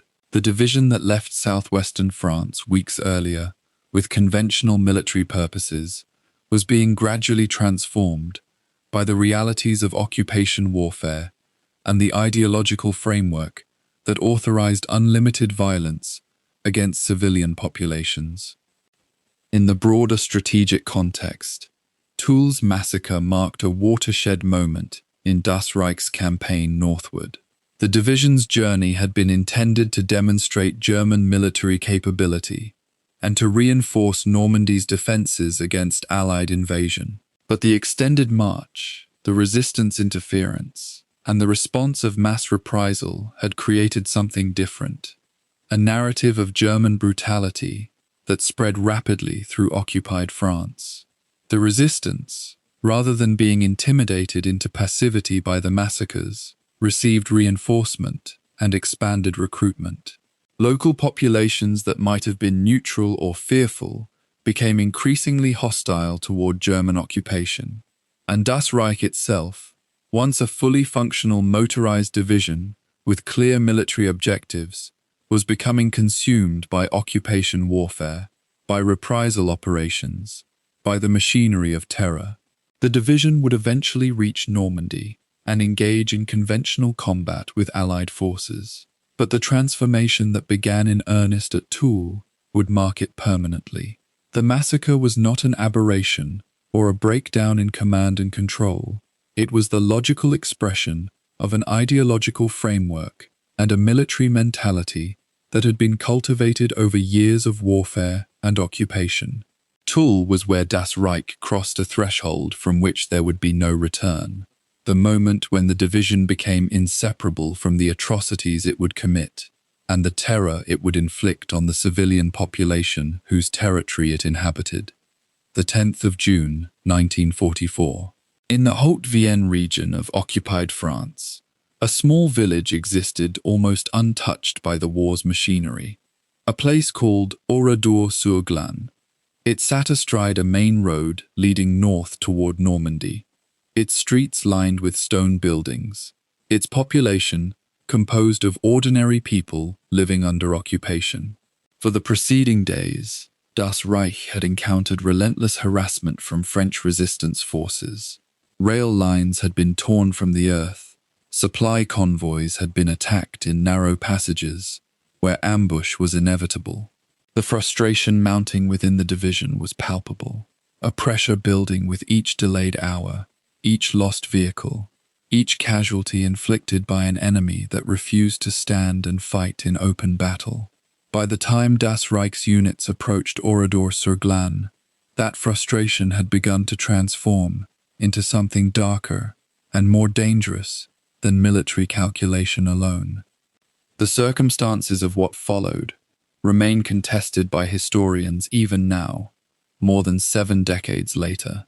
Some accounts suggest that a company of Das Reich soldiers believed they were pursuing resistance fighters who had taken refuge in the village.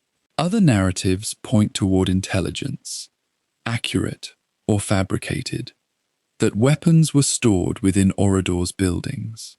A few testimonies indicate that the soldiers were searching for a missing German officer, though no credible evidence has ever substantiated this claim. What is certain is that on the morning of the 10th, soldiers from Das Reich established a perimeter around Oradour-sur-Glane and began systematically rounding up the civilian population. Inhabitants were told the Germans were conducting a routine identity check.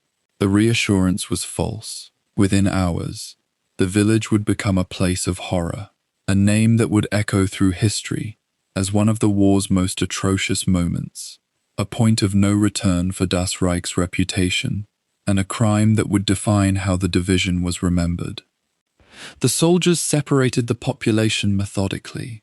Men and boys were forced into a succession of locations: barns, fields, locked buildings, their hands often bound, their confusion giving way to fear. Women and children were crowded into the village church. The precision of the operation suggested planning, though whether the intention was massacre or something less monstrous remains unknowable. For the men who gave the orders left no written explanation and carried their reasoning to their graves. What followed, however, was unambiguous in its execution. Groups of men were taken from their holding areas and shot, not in battle formation, not in any semblance of military engagement, but in small clusters, methodically, systematically, as if the soldiers were completing an inventory. The shots echoed across the village. The killing continued hour after hour. Approximately 240 men and boys died in this phase of the massacre, their bodies left where they fell or gathered and burned. The women and children remained locked in the church, unaware initially of what was happening beyond its stone walls. Some accounts describe a period of waiting, hours in which mothers tried to comfort frightened children, in which prayers were whispered, in which the sounds from outside the building penetrated the silence and were misunderstood or desperately reinterpreted as something less terrible than reality. Then soldiers entered the church.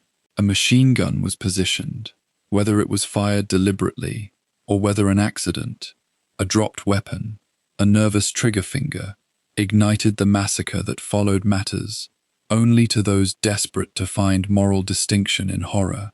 The weapon fired into the crowd of women and children. Panic erupted. Some women tried to flee. Soldiers blocked the exits. Grenades were thrown. More gunfire followed. Fire was set, consuming bodies and the building itself. The church became a crematorium. Approximately 300 people, women, children, and the elderly, were killed within its walls, or were murdered while attempting to escape the inferno. The numbers themselves become almost abstract when recited without context, and yet each number represented a life, a person with a name, a history, a future that had been extinguished, a child who would never grow into adulthood, a mother who would never see her daughter marry, an elderly man who would survive decades only to die in flames. Oradour-sur-Glane contained roughly 640 inhabitants at the time of the massacre. When German soldiers finally withdrew from the village, approximately 620 of them were dead, murdered in cold blood. Only a handful survived, a few who escaped during the chaos, a soldier who was spared by chance or compassion, a woman who played dead beneath corpses and somehow endured. The precision of the killing, the methodical nature of the roundup, the segregation of victims by age and gender, all of it suggested something beyond the spontaneous rage of combat troops.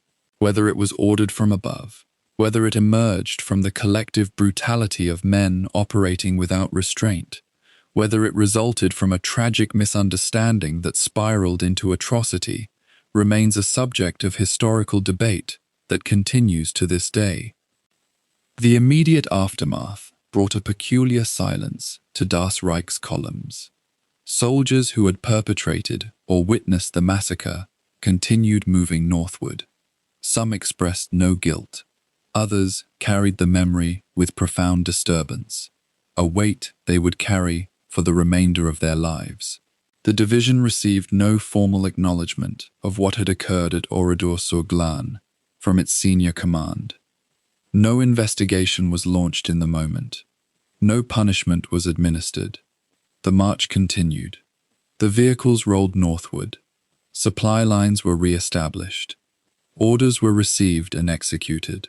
The machinery of war absorbed the atrocity into itself and moved forward, as if the death of 600 innocents was merely one statistic among thousands in a campaign spanning continents and years.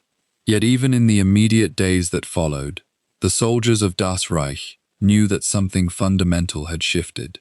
The reputation of the division, carefully cultivated through combat prowess and tactical innovation, had been branded by something that transcended military calculation. The transformation was irreversible. Oradour-sur-Glane became known in the months following the liberation of France. Survivors spoke, journalists documented, investigators arrived. The scale of the killing was confirmed. The methodical nature of it was confirmed.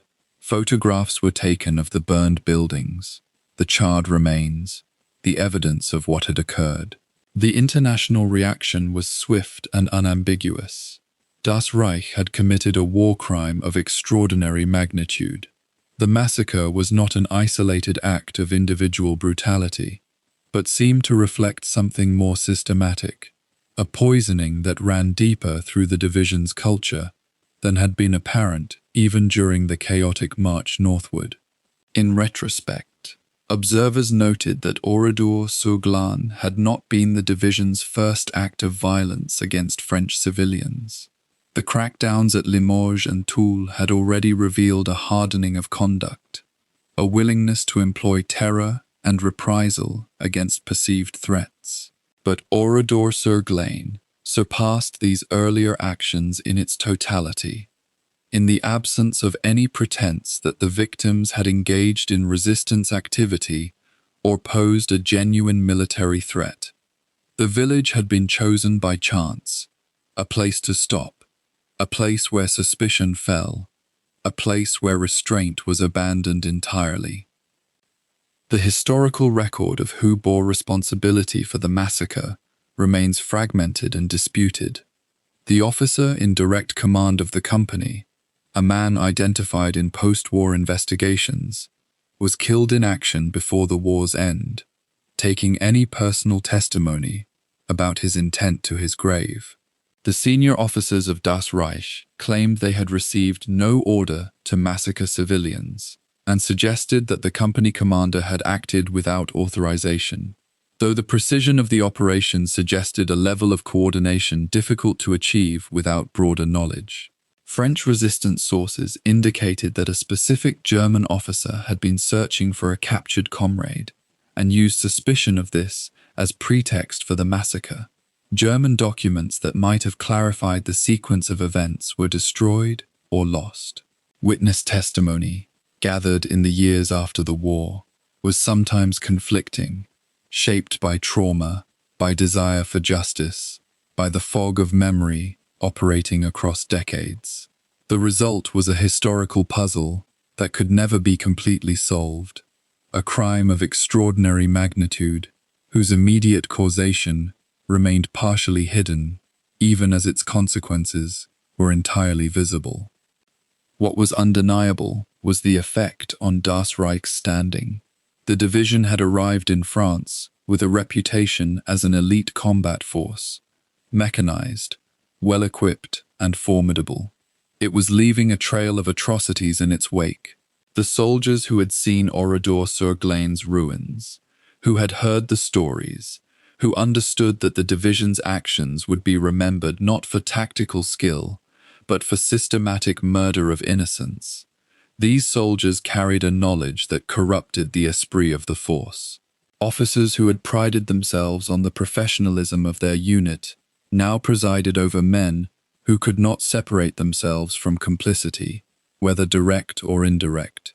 The Wehrmacht leadership, already frustrated by Das Reich's slow progress northward, now faced the moral and strategic problem of a division contaminated by association with war crimes. Directives were issued suggesting the massacre had been carried out without authorization. Investigations were opened, though they proceeded slowly and without apparent urgency. The broader narrative of the division's march through France was being rewritten in real time, transformed from a story of elite soldiers fighting resistance forces into something far more sinister, a narrative of occupation brutality, of terror tactics, of a division that had crossed moral thresholds from which return was impossible. The surviving population of Oradour-sur-Glane told their stories in the years following the war, their voices becoming the primary record of what had occurred. Investigators from Allied nations conducted formal inquiries.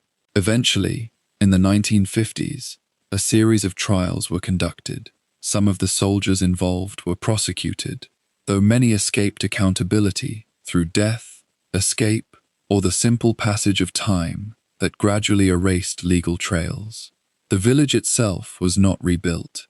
It was left as a ruin, as a memorial, a place where the burned stones and empty streets would bear witness to what had transpired. The memory of Oradour-sur-Glane became inseparable from Das Reich. When the division's name appeared in post-war histories, it was coupled inevitably with the massacre. When Das Reich veterans spoke or wrote, they had to confront the weight of that association. When historians examined the division's record, Oradour-sur-Glane stood at the center, not peripheral, not incidental, but foundational, to understanding what Das Reich had become by the time it reached the Normandy front. The psychological impact on the division's remaining journey cannot be measured precisely, but it was unmistakable to those who witnessed it.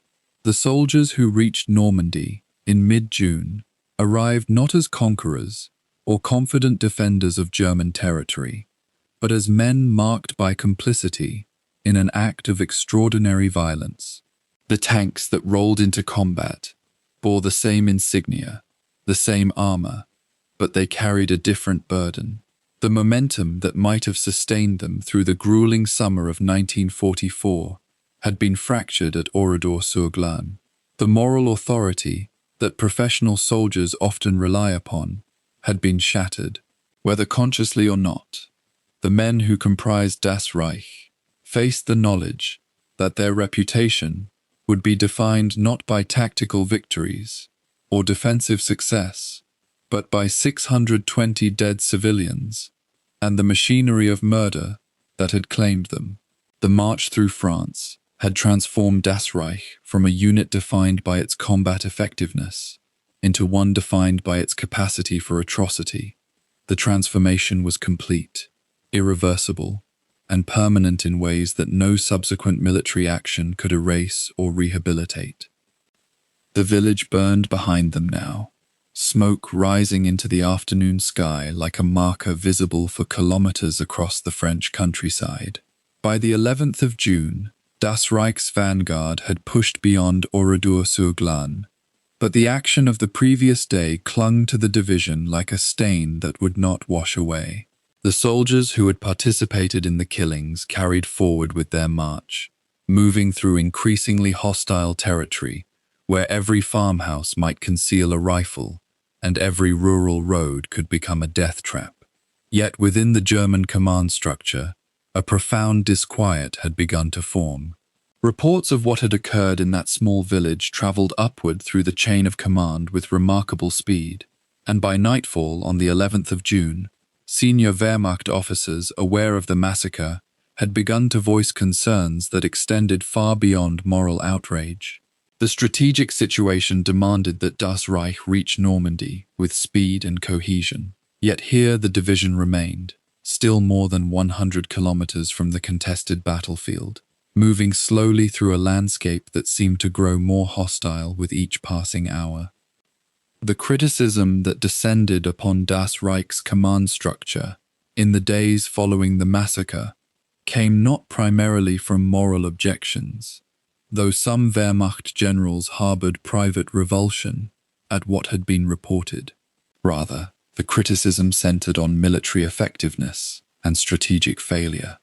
The division had been tasked with a straightforward objective: move north from southwestern France with maximum speed to reinforce the collapsing German positions in Normandy, before Allied forces could establish an unbreakable foothold. Every day of delay meant more Allied troops ashore, more equipment landed, more possibilities for the invaders to consolidate their beachhead into a permanent lodgment. General Heinz Felber, the commander of German forces in southern France, and other officers in the Wehrmacht hierarchy, recognized that Das Reich's sluggish progress was already creating serious problems for the overall defensive strategy. The massacre at Oradour, by appearing to represent either loss of discipline or, worse, an indicator of the division's degraded command and control, seemed to exemplify everything that was going wrong with the march north. Officers questioned whether a division so apparently consumed by its brutality could maintain the focus and cohesion necessary for effective combat operations against professional Allied soldiers. The broader military situation made the strategic failure of the march all the more critical. By the 11th of June, 5 days after the D-Day landings, the Allies had firmly established themselves on the Normandy beaches. Over 200,000 troops had come ashore, despite fierce initial resistance, and the rate of reinforcement was accelerating. In the American and British sectors, engineers were already constructing artificial harbors and expanding the perimeter of the beachhead. The window for German counterattack was closing with each passing hour, and Das Reich's delayed arrival meant that the division would not be participating in the first coordinated Panzer response to the invasion. The initial German counterthrusts in Normandy, mounted by units already positioned north of the invasion zone, had achieved limited tactical success, but failed to drive the Allies back into the sea, and now the possibility of a unified, concentrated Panzer assault was slipping away. When Das Reich finally arrived at the front, it would be fed into defensive positions piecemeal, rather than committed, as the spearhead of a massed armored counteroffensive. This represented a fundamental failure of strategy, and the division bore significant responsibility for that failure through its inability or unwillingness to overcome resistance opposition and move with the speed required. The persistent resistance activity that continued to slow the division's progress throughout the 11th and 12th of June compounded the sense of strategic paralysis. By this stage of the march, French resistance forces in central France had been reinforced by drops of weapons and supplies from Allied aircraft, and coordinated attacks on the Das Reich columns became increasingly frequent and effective. Bridge demolitions continued to force lengthy detours. Roads mined or blocked by felled trees required engineers to clear passage, consuming hours of time that the division could not afford to lose. Supply convoys became separated from the main column, and some never reached their intended destinations. The division's panzer commanders reported growing difficulty in maintaining coherent formation, as units had to scatter to avoid ambush sites or navigate around destroyed infrastructure. What had begun as a power march through France was increasingly resembling a grinding, exhausting advance through contested territory, where every kilometer had to be fought for. The fact that the opposition came not from organized German allies, but from armed civilians, resistance fighters, saboteurs, local militia, created a particular frustration among German officers accustomed to conventional military operations against uniformed enemies. How could the Wehrmacht, the military force that had conquered most of Europe, be slowed to a crawl by what many officers regarded as partisans and guerrillas operating outside the laws of conventional warfare? The response to that frustration manifested increasingly in the severity of German reprisals. After Oradour, as Das Reich continued northward, the division's soldiers and officers applied harder, more vengeful tactics against suspected resistance collaborators and hostile civilian populations. Villages suspected of harboring partisan fighters faced occupation, interrogation, and violence. German soldiers, their patience exhausted, and their strategic mission now clearly jeopardized, began to view French civilians less as inhabitants to be administered and more as obstacles to be removed or suppressed through intimidation. This hardening of tactics created a vicious cycle that undermined the division's operational effectiveness even further. Harsh German reprisals strengthened resistance recruitment and commitment. Civilians who might have remained neutral now had direct reason to oppose the German advance, and the moral authority of the Wehrmacht was further compromised. The division was consuming immense energy on counterinsurgency operations, when that energy should have been devoted exclusively to movement northward. Every hour spent on interrogations and reprisals was an hour lost on the road. Every village where German soldiers engaged in summary executions created dozens of new potential saboteurs and ambush participants among the surviving families. The growing awareness within German high command that Das Reich was becoming a liability rather than an asset began to emerge in communications and orders issued during the middle of June. General Felber, though himself from an older Wehrmacht tradition that was philosophically distant from SS ideology, recognized that the division's conduct was creating problems that transcended the immediate tactical situation. Senior officers increasingly distanced themselves from Das Reich's methods, while simultaneously becoming more frustrated with the division's failure to overcome resistance opposition and complete the march northward. The Wehrmacht General Staff had worked for years to maintain a careful separation between their military operations and the ideological violence of the SS, a separation that was always fragile but had become increasingly strained as the SS gained power and influence within Nazi Germany. The Das Reich Division, officially a Wehrmacht unit under operational command but an SS ideological unit under organizational loyalty, now represented exactly the kind of complication that this tension created. The division could not be simply ordered to reform and proceed with speed, nor could it be easily disciplined for its conduct, without political ramifications that extended upward to Hitler and the SS leadership structure.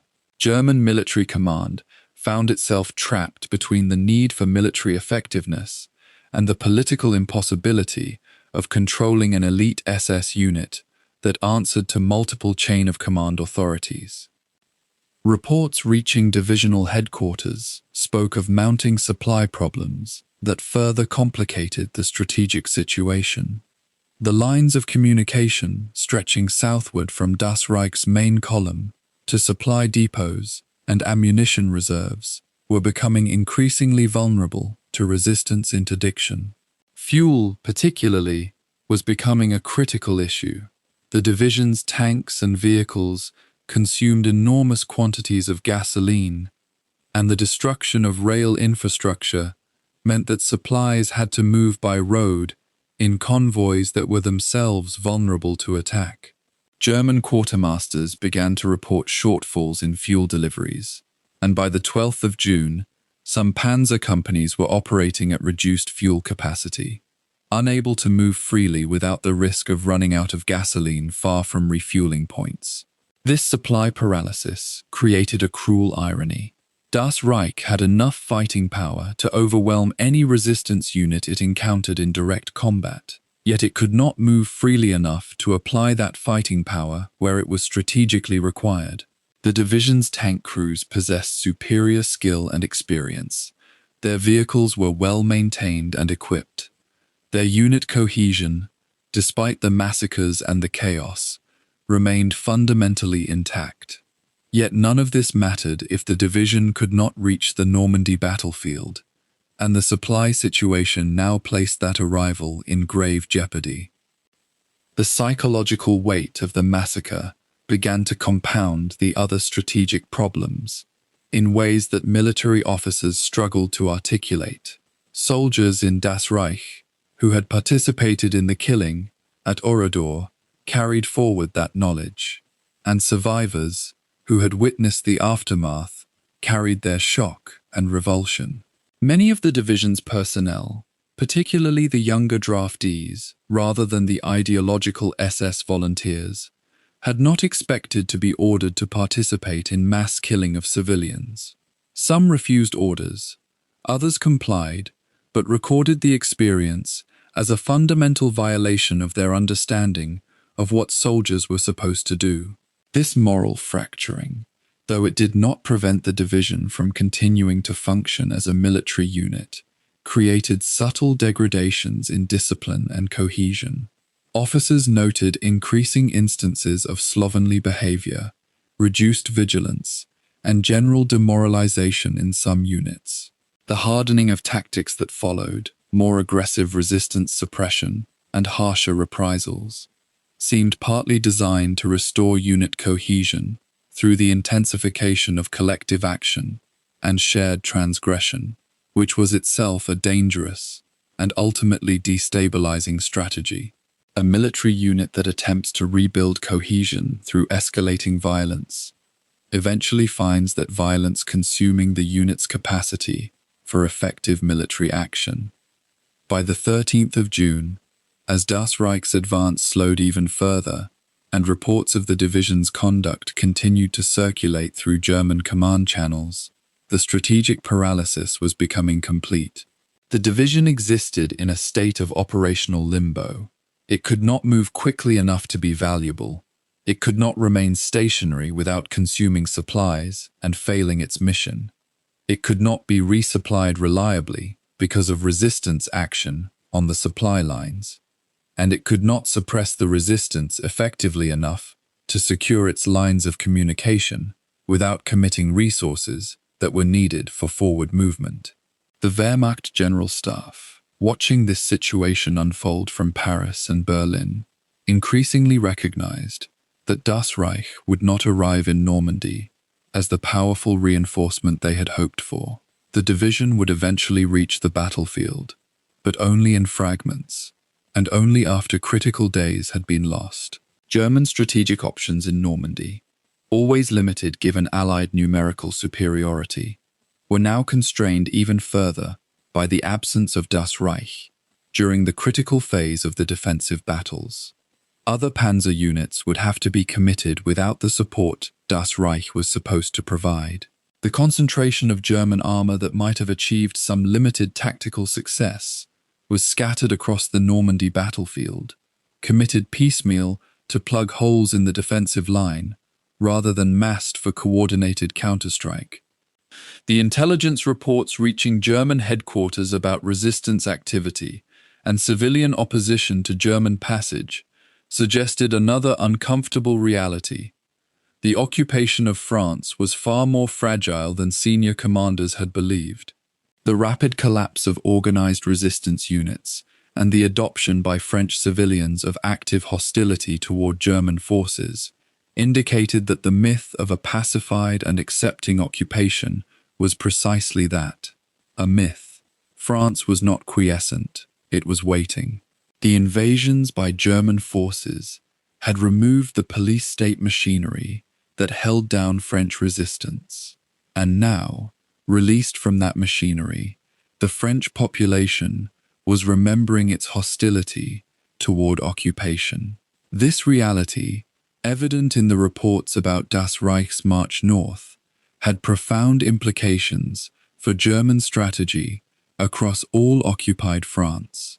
The Wehrmacht would need to commit troops and resources to counterinsurgency operations at precisely the moment when those troops and resources were desperately needed for conventional military defense against the Allies. The strategic calculation that had sustained German occupation was collapsing, and Das Reich's march through France was revealing that collapse in real time. The division's officers, aware of the growing criticism and the sense that they had failed a critical strategic mission, began to focus all remaining energy on reaching Normandy with whatever forces and equipment they still possessed intact. The atrocities that had marked the march, particularly Oradour, which had become the symbolic center of the division's descent, were acknowledged among commanders, but largely compartmentalized. The focus shifted entirely toward military operations, toward reaching the front, toward engaging the enemy in conventional combat, where Das Reich's professional military capabilities might yet retrieve something from the failure of the march north. The division that reached Normandy around the 17th of June would be fundamentally changed from the unit that had departed southwestern France less than 2 weeks earlier. It would be bloodied, exhausted, depleted of certain supplies, and marked by a reputation that would follow it through the remainder of the war and into history. Yet its soldiers still carried their weapons, still maintained their formation, still possessed the training and experience to function as a combat unit in conventional operations. Das Reich would now attempt to achieve, in the defensive battles of Normandy, the redemption it had failed to achieve on the march north. What it would find instead was further grinding attrition, mounting losses, and the final dissolution of what had once been one of the Wehrmacht's most formidable divisions. The roads from the south had transformed Das Reich. What departed southwestern France as a mechanized column of purpose and discipline had become something fractured, scattered across hundreds of kilometers of contested territory, hemorrhaging men and machinery with each encounter, each sabotaged bridge, each village where resistance fighters turned roads into kill zones. Yet, as the division's surviving elements approached the Normandy battlefield in mid-June, a strange reversal began to take shape. The chaos of the march gave way to structure. The defensive positions awaiting them were prepared, fortified, anchored to terrain that German engineers had spent months strengthening. For the first time since leaving their garrison posts, Das Reich would fight not as a column moving through hostile landscape, but as a division taking its place within an established defensive line. The transition would prove harder than anticipated. The 17th of June arrived with the division still consolidating its strength near the town of Vitré, roughly 90 kilometers southeast of the primary Normandy battlefields. Units continued to arrive in staggered groups, some companies arriving complete, their vehicles largely intact, others appearing as scattered platoons, their remaining trucks bearing the scars of ambush and air attack. German High Command had already shifted expectations dramatically. The offensive deployment originally envisioned, a rapid striking force, meant to drive wedges between Allied beachheads and push the invasion forces back into the sea, had become impossible. Instead, Das Reich would take defensive positions within the sector held by Wehrmacht field commanders in Lower Normandy, anchoring a portion of the increasingly desperate perimeter that contained the Allied foothold. The division's commander, General Heinz Lammerding, recognized the grim mathematics. His force had lost weeks to the French march, lost perhaps 20% of its personnel, lost dozens of tanks and vehicles that could not be easily replaced, and arrived to find the strategic situation fundamentally altered. Where German planners had imagined Das Reich striking at a shallow beachhead, it now faced entrenched positions, held by forces that had already consolidated, brought ashore thousands of tons of supplies, and established air superiority across the entire region. The journey from the divisional staging areas near Vitré to the actual front lines covered roughly 60 to 70 kilometers of hedgerow country, the bocage that would define the entire Normandy campaign. This terrain, familiar to no one in Das Reich's officer corps, presented a fundamental challenge to mechanized warfare. The bocage consisted of dense hedgerows, marking the boundaries of ancient Norman fields, each hedgerow topped with trees and overgrown vegetation, creating a natural network of defensive positions, where infantry could establish themselves with minimal effort, and where tanks became confined to narrow lanes, where anti-tank weapons could be easily positioned. German commanders had known this terrain existed, had studied maps, but understanding it abstractly proved utterly different from navigating it with depleted forces, fragmented units, and supply lines stretched across more than 100 kilometers of hostile country. Some elements of Das Reich arrived on the 16th and 17th. Others would not reach their assigned positions until the 18th and 19th. The staggered arrival meant that the division could not be integrated as a coherent fighting force immediately. Instead, individual regiments and battalions reported to local Wehrmacht sector commanders and took up positions within existing defensive frameworks, losing the organizational cohesion that mechanized warfare required. The first Allied forces Das Reich encountered were not the expected beach landings or the reinforcements streaming ashore in the days following D-Day. Instead, they were soldiers of the American First Army who had been fighting through the Bocage for nearly 2 weeks before Das Reich arrived.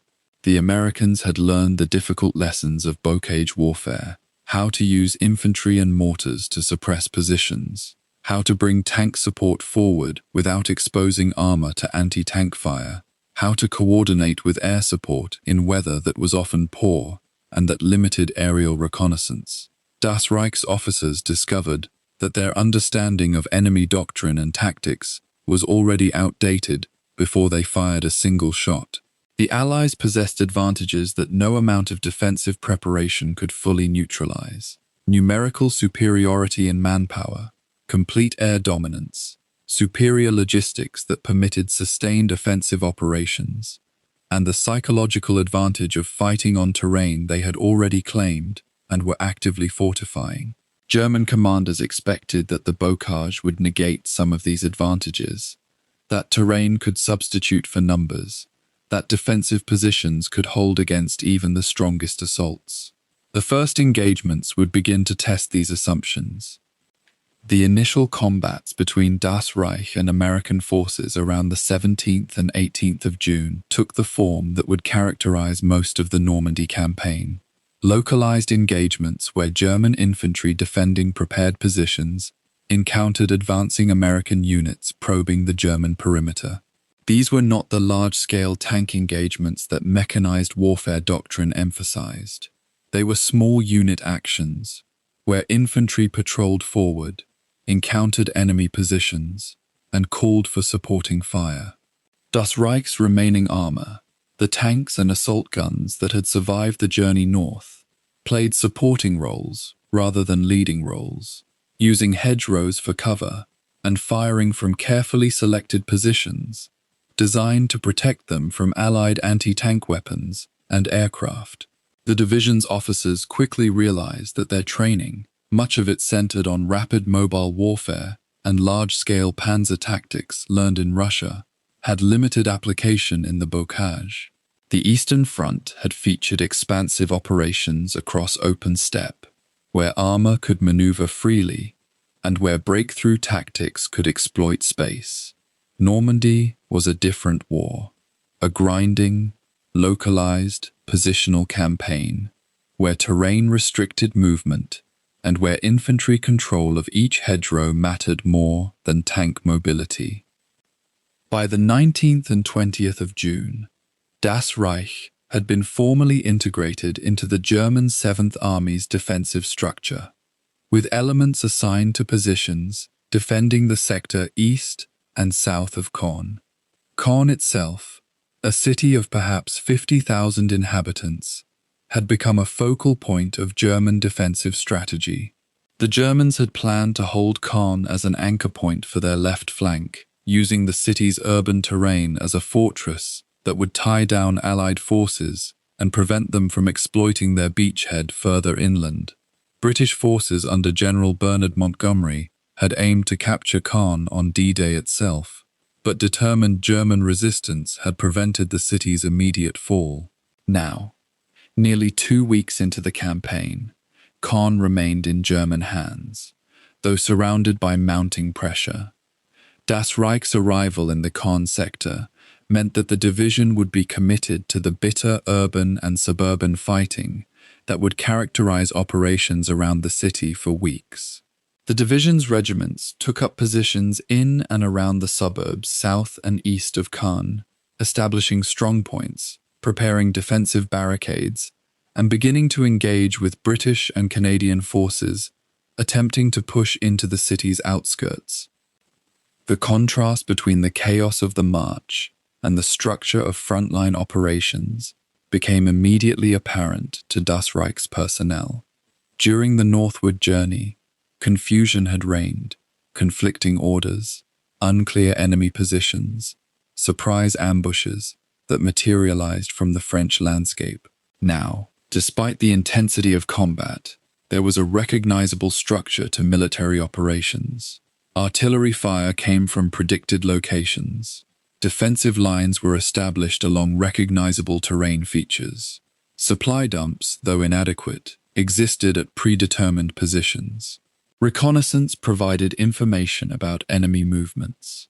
Command posts maintained communication with higher headquarters.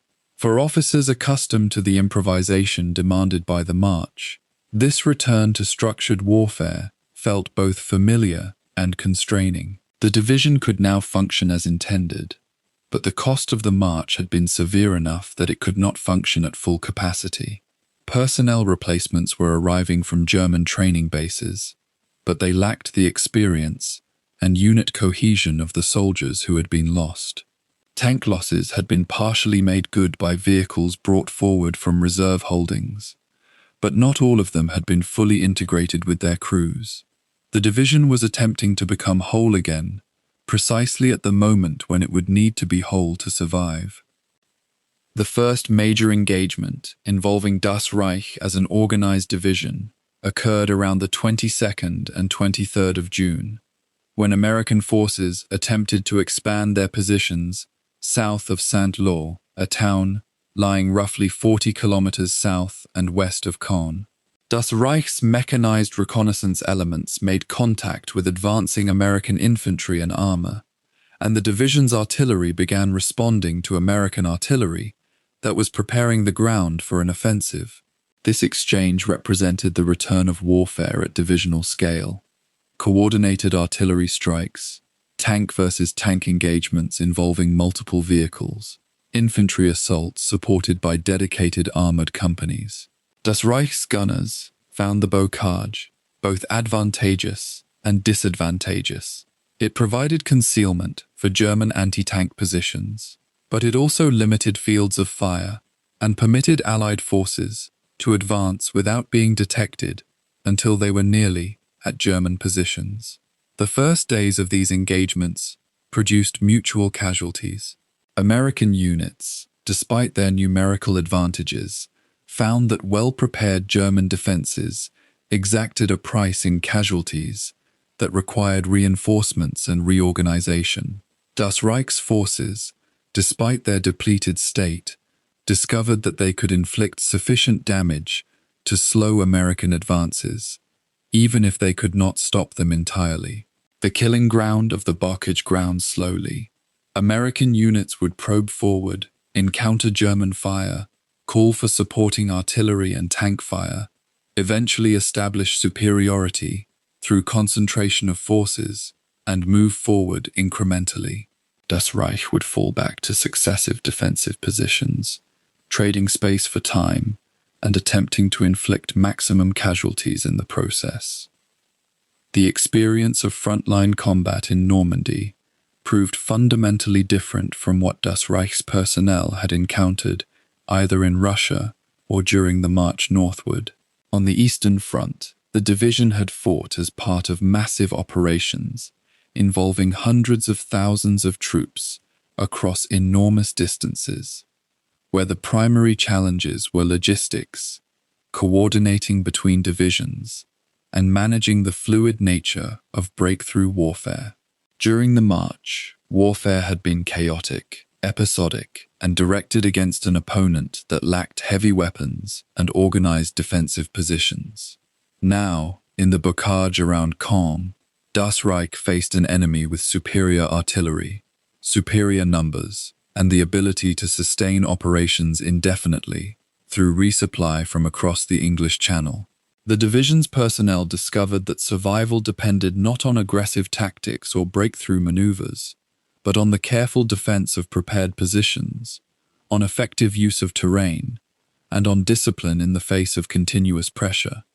Casualties mounted steadily. The division's daily strength reports began to reflect the accumulation of losses. Men killed in action, men wounded and evacuated, men missing in action, presumed captured or dead. These losses could not be immediately replaced. German casualty replacement systems were functioning, but the rate of replacement could not match the rate of loss.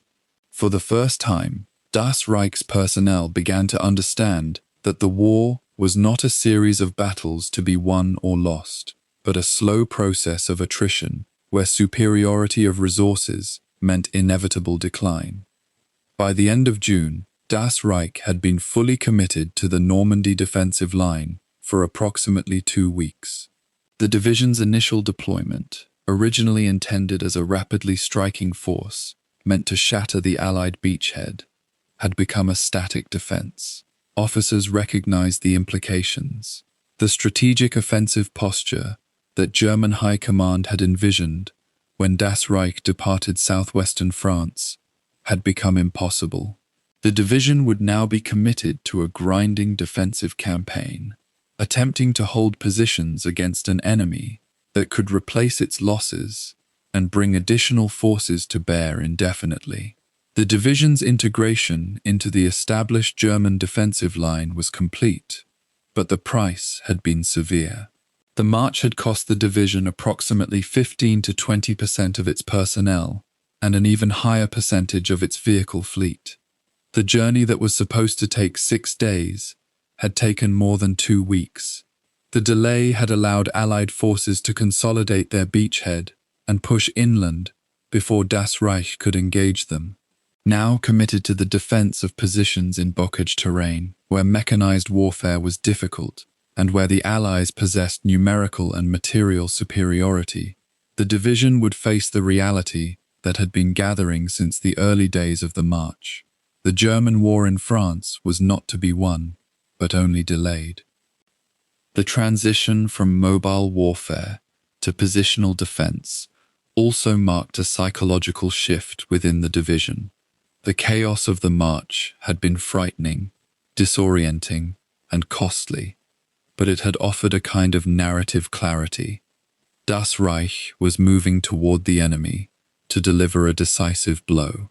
Now, dug into hedgerows and fortified positions, with supply lines strained and replacements inadequate, the war seemed something altogether different. It seemed endless. The bocage stretched in all directions, hedgerow after hedgerow, each one a potential defensive position, each one also a potential grave. German commanders attempted to maintain morale by emphasizing that time was a German asset, that the longer the front could be held, the longer German industry had to produce secret weapons that might change the war's course. Few believed this. Among the soldiers taking positions in the bocage around Caen in late June, there was a growing recognition that the invasion would not be stopped, that the beachhead would expand, and that the retreat that had not happened in southern France would eventually happen here. The march northward had been a catastrophe, but a catastrophe with purpose. Soldiers moving to engage an enemy, executing orders, moving towards something. The static defense was something different, waiting for the enemy to come, watching the perimeter shrink, understanding that the only questions remaining were how long the division would hold and where it would ultimately be surrounded. The Normandy battlefield in late June was nothing that the planners had anticipated when Das Reich was positioned in southwestern France. The Allies had established themselves ashore, consolidated their positions, and begun the methodical expansion of their foothold. German defenses, initially expected to push the invasion into the sea, had instead become a perimeter defending against encirclement. Das Reich, arriving as the instrument of German strategic recovery, instead became one more unit attempting to hold the line against forces that had momentum, resources, and time on their side. The division's arrival on the Normandy battlefield represented not a turning point in the campaign, but rather the completion of its transformation from an instrument of offensive warfare into one more casualty of the German cause, committed to positions it could not hold indefinitely, fighting an enemy it could not defeat, and beginning the long retreat that would not end until German surrender in May 1945. The structured warfare of the Normandy front, for all its terrible organization and precision, was only a brief interlude. The chaos of the bocage would give way to even greater chaos as the beachhead expanded, as encirclement threatened, and as the division discovered that frontline combat was simply the prelude to the catastrophe that awaited them in the closing weeks of summer. By the middle of June 1944, Das Reich had reached the Normandy battlefield. The division, bloodied by its march through France and depleted by partisan harassment, faced a strategic reality far grimmer than any operations manual had prepared its officers to confront. The beachhead was no longer a vulnerable foothold, but a consolidating lodgment, its perimeter expanding daily as American, British, and Canadian forces poured reinforcements across the channel. Das Reich's arrival was meant to tip the balance, to restore German offensive capability, to throw back the invasion before it could establish itself in permanent occupation. Instead, the division found itself committed not to a counter-offensive, but to an increasingly desperate defense, first around the vital city of Caen, then into the maze-like bocage that surrounded it. What followed was not the clash of armored armies maneuvering for advantage, but rather a slow, grinding attrition of men and machines against an enemy that possessed not only superior numbers, but also the growing luxury of industrial advantage. By summer 1944, the calculus of modern warfare was remorselessly simple. Germany could not replace its losses. The Allies could. Caen itself had become the focal point of the entire Normandy campaign. The city lay roughly 11 kilometers inland from the invasion beaches, positioned on the Orne River, and it served as a critical junction for roads and rail lines that the Allies needed to break out of their beachhead. The British Second Army had made Caen an explicit objective for D-Day itself, expecting to capture it within the first 24 hours. That expectation had proven catastrophically over-optimistic. German defenders, despite their strategic disadvantages, had held the city in bitter street fighting, and by the time Das Reich arrived to bolster the defense, Caen had become an urban fortress surrounded by devastation. The division's arrival meant it would be committed to exactly the kind of warfare that SS Panzer units were least suited to conduct, not the mobile, sweeping operations for which they had been trained, but close-quarters urban combat, where armor became a liability as much as an asset. Tanks could not navigate the rubble-choked streets efficiently. Buildings provided cover for anti-tank teams. Artillery and aircraft could rain down destruction without concern for German positions. Caen represented everything about the Normandy situation that made Das Reich's mission impossible. Yet the division's role extended far beyond the city itself. Around Caen, and stretching southward towards Saint-Lô, lay terrain that at first appeared ideal for German defense, the bocage.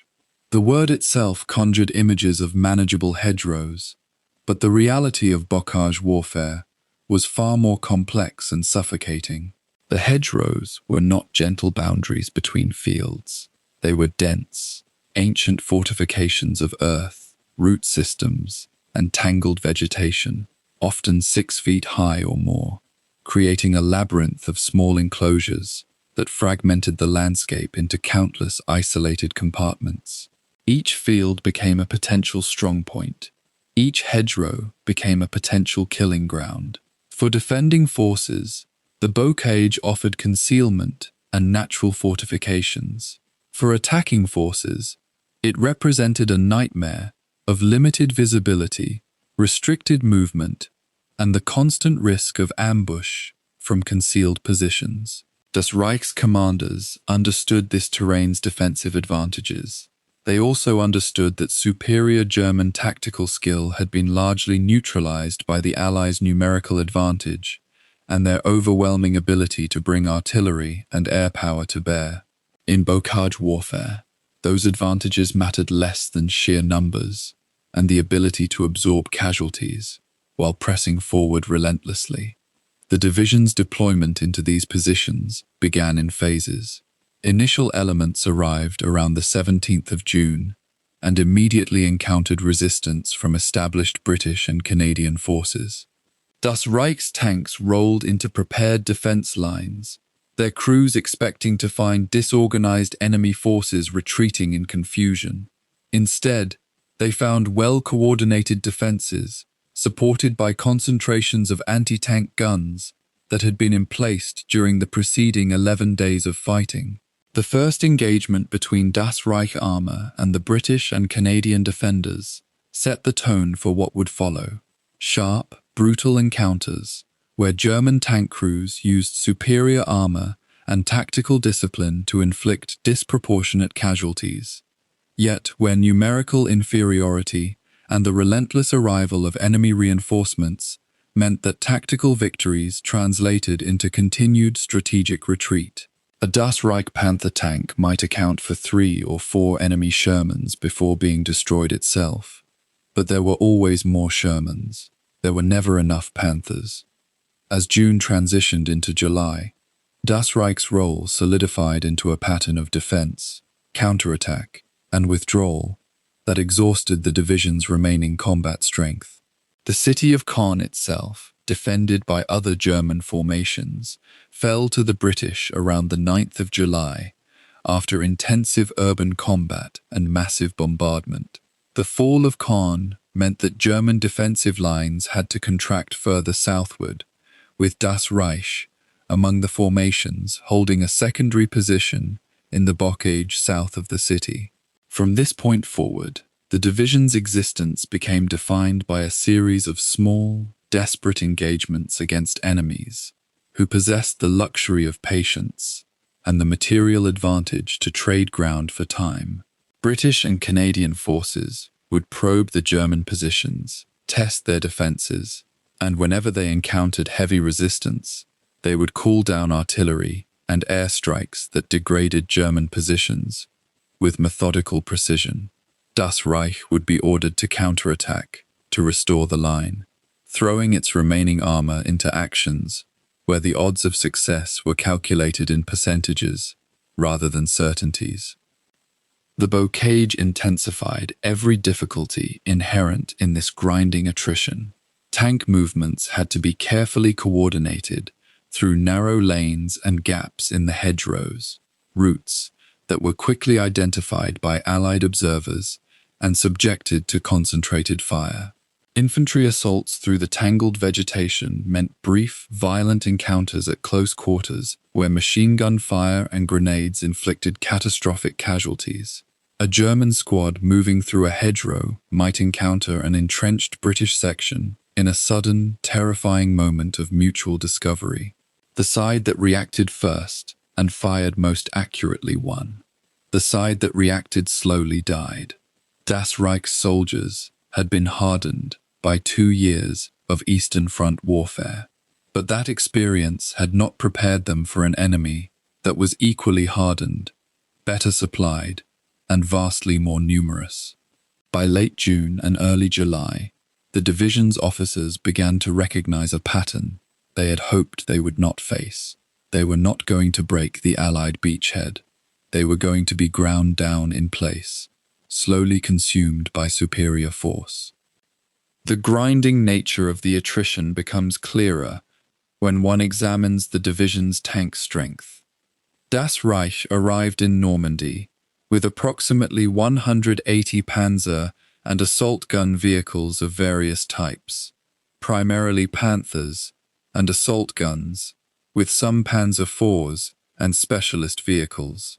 Over the course of 6 weeks of continuous combat in the Bocage, the division lost the majority of these tanks through combat damage, mechanical breakdown, abandonment due to lack of fuel, or destruction by enemy action. Each tank that was destroyed could not be replaced from German industry. The replacement tanks that might have arrived from Germany were instead committed to other sectors or lost in other battles. By early August, Das Reich's armoured strength had been reduced to a fraction of its original numbers.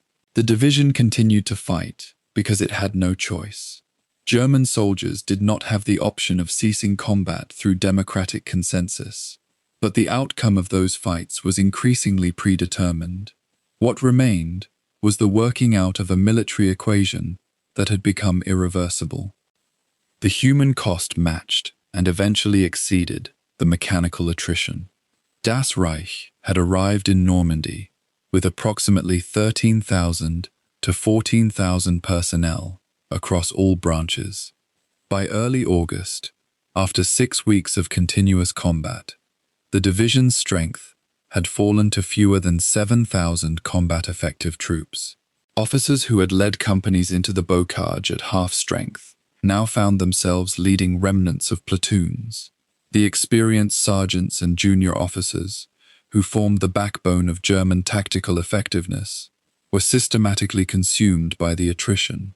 They could not be replaced by fresh conscripts with no experience in this kind of warfare. The culture of the SS division, which had been built on a foundation of experienced professionals, was eroded by the sheer scale of losses. Men learned to survive Bocage warfare, not by studying doctrine, but by learning to avoid the zones where enemy fire was concentrated, and by reacting faster to ambush than the enemy could. Survival became a personal skill rather than a consequence of divisional organization.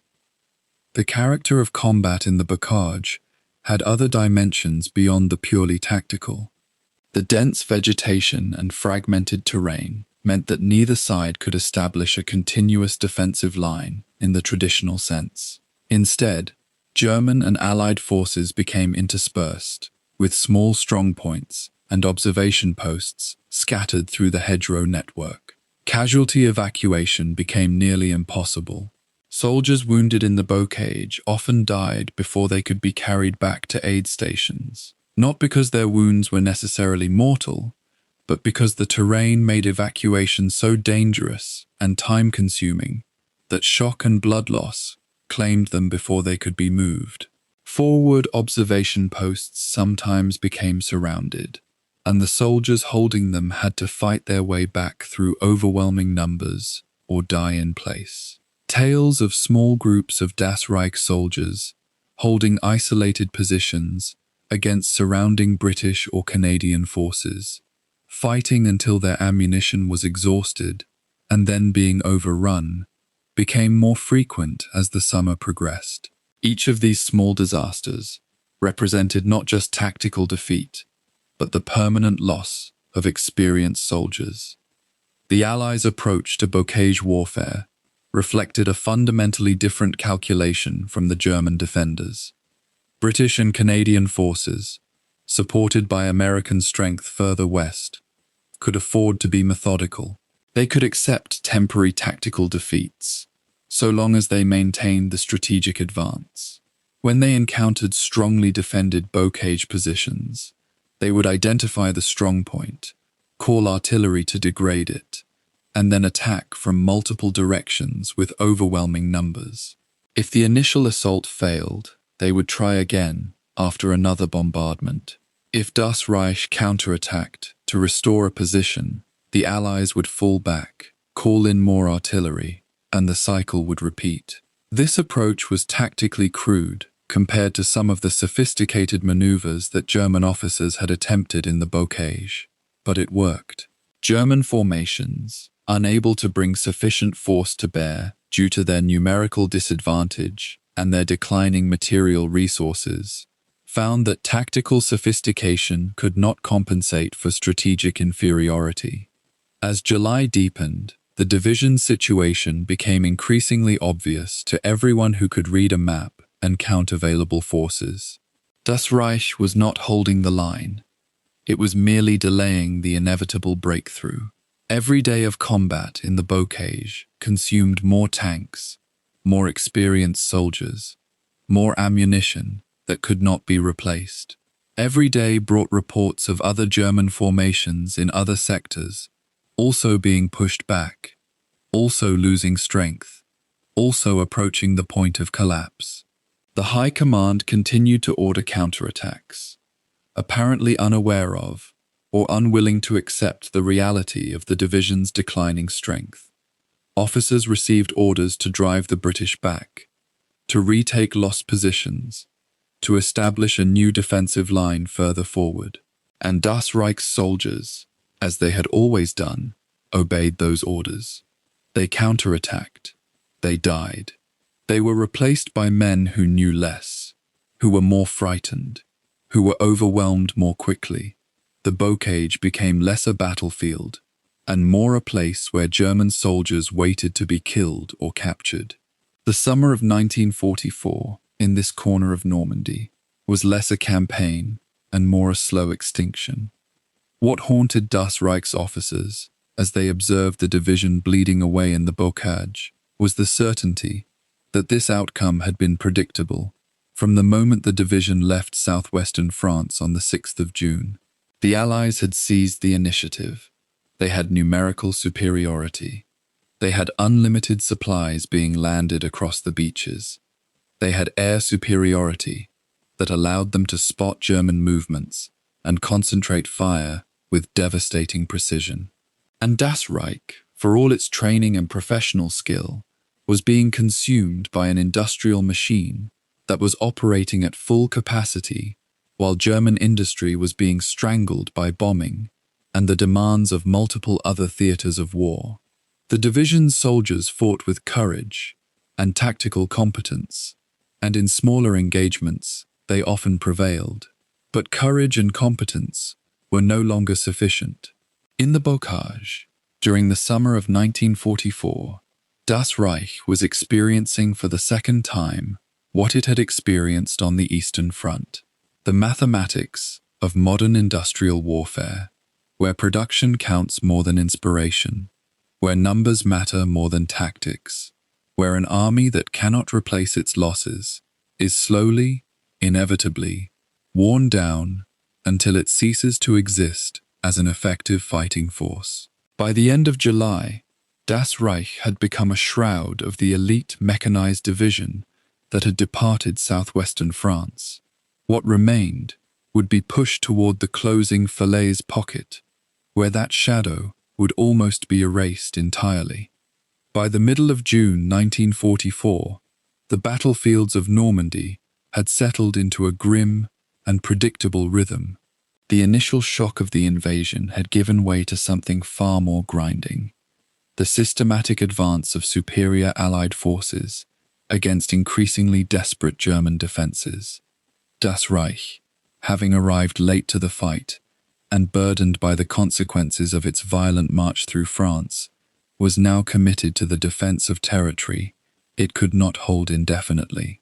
The division took positions in the dense, claustrophobic world of the bocage, the ancient hedgerow country that carved Normandy into a maze of narrow lanes and hidden fields. Here, in this world of stone walls and towering vegetation, conventional mechanized warfare became nearly impossible.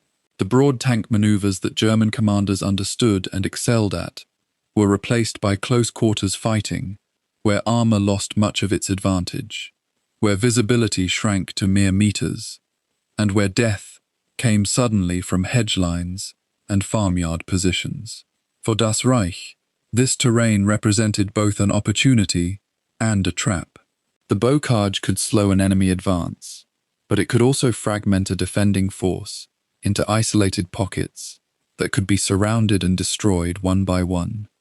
Villers-Bocage, a market town roughly 30 kilometers west of Caen, became the focal point of a contested sector where the British and Canadian forces sought to outflank German positions. The town itself held no particular strategic value beyond its position on the road network that connected the Normandy beachhead to the interior of France. But it lay on the path of a British encirclement strategy designed to cut off German forces from behind and force them into untenable positions or capture. Das Reich committed significant elements to the defense of the approaches to Villers-Bocage and the surrounding Bocage villages, knowing that the Allies intended to push through this sector with overwhelming force. The division's armor, its remaining tanks and self-propelled guns, became the instrument through which German commanders hoped to slow, disrupt, or even reverse the Allied momentum. These vehicles, maneuvered with aggression and tactical skill, achieved several sharp local victories that momentarily arrested the British advance and inflicted significant casualties. But these successes proved ephemeral and ultimately strategically meaningless. With each tactical victory, Das Reich exhausted fuel, ammunition, and irreplaceable tank crews without reducing the broader numerical superiority the Allies enjoyed or preventing the larger encirclement from progressing. The fighting around Villers-Bocage in mid to late June exemplified the tragic mathematics of the Normandy campaign. German commanders, skilled in armored warfare and familiar with the tactics of rapid maneuver and concentrated firepower, could still execute sharp, coordinated counterattacks that disrupted British operations and caused significant losses. Tank crews, trained since the Eastern Front and battle-hardened veterans of years of combat, remained formidable opponents. Das Reich possessed officers who understood how to concentrate armor at decisive points and use combined arms tactics to achieve local superiority against portions of the advancing Allied formations. Yet all of this professional military skill encountered an impassable obstacle: Allied numerical advantage that grew by the day. For every tank Das Reich destroyed, 2 new Allied tanks arrived in Normandy. For every trained crew lost, the German force became marginally weaker, while Allied replacement systems delivered fresh personnel and equipment across the English Channel in an endless stream. The gap between German capability and German capacity had opened into an abyss that tactical skill could not bridge. The Bocage fighting also revealed the moral exhaustion that had begun during Das Reich's march through France. The division's reputation, severely damaged by the massacre at Oradour-sur-Glane mere days earlier, preceded it into the Normandy fighting. German soldiers who committed themselves to the division's defense now carried the weight of that notoriety. For some, this bred a kind of defiance, a determination to prove through combat prowess that the division remained a formidable force worthy of respect. For others, the awareness of what had transpired in the villages behind them introduced a psychological fracture. Soldiers questioned what they were fighting for and what kind of Germany they were defending. This moral dimension remained largely unspoken in the military records and communications, but it manifested in subtle ways: hesitation in execution of orders, a loss of cohesion, occasional instances of disobedience. The division's fighting effectiveness, measured purely through tactical competence, remained formidable through June and July. But its fighting spirit, that intangible quality that allows forces to endure beyond the point where rational calculation suggests capitulation, had been corroded. The tank engagements around Villers-Bocage proceeded through the weeks with a familiar pattern. German armor would be committed at critical moments, when British forces threatened to break through defensive lines. These counterattacks, often launched with insufficient infantry support and against numerically superior opposition, achieved initial success through shock and concentration of fire. Das Reich's tank commanders maneuvered with aggression, exploiting the Bocage's terrain to achieve surprise and local superiority. For several days in late June, German forces held the town and surrounding areas against repeated British assaults. Tank versus tank engagements raged through the villages and across the few open fields that the bocage terrain offered. German guns proved as effective as ever. British and Canadian tanks burned and exploded with the same finality as German armor. But the mathematics never shifted. Each German tank lost represented an irreplaceable loss of a vehicle and the death or wounding of a trained crew. Each German tank destroyed meant one fewer vehicle available for the next crisis, the next breakthrough attempt that Allied commanders would orchestrate with methodical precision. Supply and logistics became increasingly problematic for Das Reich as the campaign progressed through June and into July. The division had departed southwestern France as a fully mechanized formation, with established supply lines and rear echelon support. But the chaos of the march, the harassment by resistance forces, and the destruction inflicted by Allied air power had severely degraded these systems. By the time Das Reich engaged in serious fighting around Villers-Bocage, its supply situation had become precarious. Fuel, critical for mechanized warfare, grew increasingly scarce as Allied air superiority made movement in daylight increasingly dangerous, and German rail lines deteriorated under constant bombing. Ammunition, essential for the tank engagements that defined the fighting, could not be replaced at the rate it was consumed. The division's repair and maintenance capabilities, overwhelmed by the volume of damaged vehicles, could only recover a fraction of the machines that were knocked out and abandoned on the Bocage battlefields. German commanders faced the nightmare of a mechanized force, gradually losing its mechanical capacity to function. British and Canadian commanders, observing the severity of German counterattacks and the skill with which they were executed, recognized that frontal assaults against established positions would prove prohibitively costly. Instead, they pursued a strategy of maneuver and encirclement, seeking to bypass heavily defended sectors and attack German forces from behind or on the flanks. This strategy was fundamentally sound and reflected the Allies' ability to trade space for time, knowing that ultimate victory lay in the sheer accumulation of forces and resources. Das Reich, constrained by the Bocage terrain and lacking the numerical superiority necessary for offensive action, had to respond to each British or Canadian maneuver with counterattacks that became increasingly difficult to sustain. The division stretched itself across an ever-widening front, committing its remaining tanks piecemeal to threatened sectors. This penny packaging approach to deployment negated the German advantage in armored tactics, which relied on concentration and coordinated action. Instead, Das Reich's armor fought in scattered engagements against locally superior forces, suffering casualties that the division could not replace, while achieving no cumulative strategic advantage. The psychological experience of these Bocage battles differed fundamentally from the sweeping tank engagements that had characterized earlier German campaigns. In France, in 1940, German armor had maneuvered across open terrain, encircling static French forces and achieving rapid victory through speed and concentration. On the Eastern Front, massive tank battles had raged across the steppes, with thousands of vehicles engaged in fluid operations across expanses of open ground.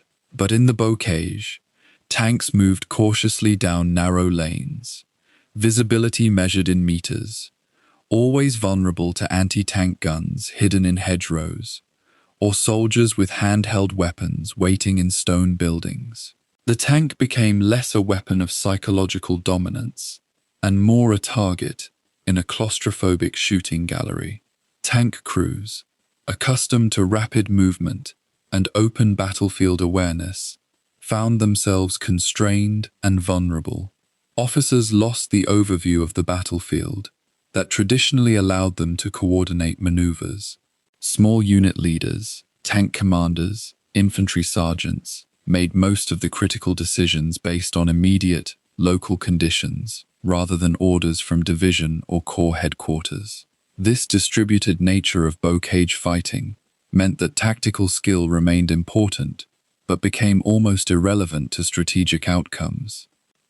By early July, it became clear to German High Command that Das Reich could not prevent the British and Canadian breakthrough in its sector. The division had fought with considerable skill and aggression. The casualties it had inflicted on British and Canadian forces were substantial, but the Allies accepted these casualties and continued advancing, replacing losses and maintaining the pressure. As June turned to July, the question ceased to be whether Das Reich could defeat the Allied advance, and became instead how long the division could delay that advance, and at what cost. German military leaders began to contemplate the encirclement scenario that would fully manifest by August. The possibility that Das Reich and other German formations in Normandy would be trapped in a shrinking pocket by Allied forces closing from multiple directions. The fighting around Villers-Bocage, from this perspective, was merely the beginning of the end. The tactical successes were empty achievements, purchased at the cost of irreplaceable resources and personnel. They bought time, but time was a commodity the Germans could not afford to buy, as every passing day brought more American, British, and Canadian forces into the theater, and gave those forces more opportunity to organize and concentrate their overwhelming superiority. The deterioration of Das Reich's position accelerated through mid-July as British forces pressed the offensive, and American forces, having broken out of the bow-cage farther west, began maneuvering to extend the encirclement. The division's commanders, increasingly aware that conventional defense would not succeed, began preparing contingency plans for withdrawal. Supply convoys were ordered to move away from advanced positions. Rear echelon elements began establishing fallback positions further east. Tank commanders who had fought with the assumption that they were defending ground they would hold began to understand, without this necessarily being stated explicitly, that they were fighting a delaying action in service of an inevitable retreat. Some soldiers received this knowledge with resignation, understanding that the realities of materiel superiority dictated outcomes. Others reacted with denial or defiance, unable to process the fundamental shift in German strategic circumstances that Normandy represented. Das Reich had arrived in France as a formation committed to defeating an invasion and reasserting German control of the Bocage and the Norman interior. It was becoming clear, by mid-July, that the division would instead be fighting for the opportunity to escape encirclement, with any meaningful force remaining. The tactical frustration experienced by German commanders, officers with years of experience, who understood tank warfare at a sophisticated level, crystallized around the division's experiences in the Bocage. German armor and German armored tactics had proved effective at the tactical level throughout the campaign, but effectiveness at a local level had proved meaningless in the context of strategic realities. The Allies possessed enough resources to accept local defeats and continue their overall strategy. They could trade losses for territory without endangering their strategic position. Das Reich possessed neither the resources nor the numbers to achieve this kind of mathematical resilience. Every loss was permanent. Every postponement of breakthrough merely delayed the inevitable. The frustration was not merely military, but also psychological and moral. Officers and men who had trained as professionals in the craft of armored warfare found themselves engaged in a contest where professional skill mattered less than the simple accumulation of vehicles and bodies. The meritocratic assumption that the better-trained force would triumph collided with the reality that the larger force, regardless of training, possessed advantages that could not be overcome through superior technique. As July progressed toward August, Das Reich's role in the Normandy campaign contracted rather than expanded. The division, once envisioned as a strategic reserve that would defeat the Allied invasion, had become instead a component of an increasingly desperate defensive effort. The fighting around Villers-Bocage and the Bocage sector generally represented the high point of the division's ability to influence events in Normandy. By early August, German commanders were no longer attempting to defend territory, but rather seeking to extract maximum force from a shrinking perimeter before encirclement completed itself. Das Reich's armor, which had achieved sharp tactical successes in June and early July, was being repositioned not for counterattack, but for rearguard operations, intended to slow Allied pursuit and cover the withdrawal of German forces eastward. The division that had marched north from southwestern France with confidence and operational independence had become one component of a collective failure, a formation whose tactical competence had become irrelevant to strategic outcomes.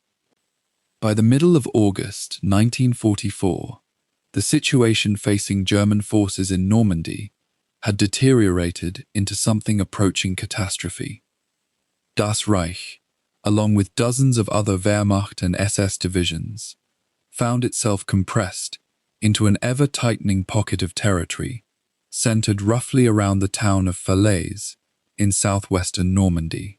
What had begun in early June as a confident defense of the Norman coast had transformed, through weeks of attrition and relentless Allied pressure, into a desperate struggle for survival. The division that had entered France as a mechanized strike force, capable of rapid maneuver and aggressive counterattack, now faced the prospect of annihilation within a steadily shrinking perimeter. The strategic calculus had inverted entirely. Where once German command spoke of containing the beachhead and throwing the Allies back into the Channel, they now spoke only of escape, of punching through encircling forces to preserve whatever combat strength remained. For Das Reich's officers and men, the reality was becoming inescapable. The march through France that had begun with promised swift deployment to Normandy had instead consumed them into a grinding, losing battle from which only desperate retreat offered any hope of survival. The encirclement itself had taken shape across the first half of August, as American forces advanced from the south and west, while British and Canadian troops pressed from the north. By the 8th of August, senior German commanders understood that the tactical situation had fundamentally changed. Montgomery's strategy to fix German armor in place, while American forces wheeled around the German flank, had succeeded precisely as planned, and the vast German concentration of Panzer divisions found itself in danger of being cut off from all routes of retreat eastward. Das Reich, along with the elite 1st SS Panzer Corps under Paul Hauser and the 4th Army under Günther Blumentritt, occupied positions across the bocage and farmland south of Caen and west of Falaise. The division's combat strength, already reduced by weeks of ceaseless fighting and mounting casualties, was spread across multiple frontage areas, with no unified defensive position to anchor its line. Supply lines, already strained for weeks by resistant sabotage and constant harassment, were now being systematically severed by American mechanized columns pushing deeper into the German rear. Officers receiving situation reports understood with chilling clarity that the pocket was closing and that the window for organized withdrawal was narrowing by the hour.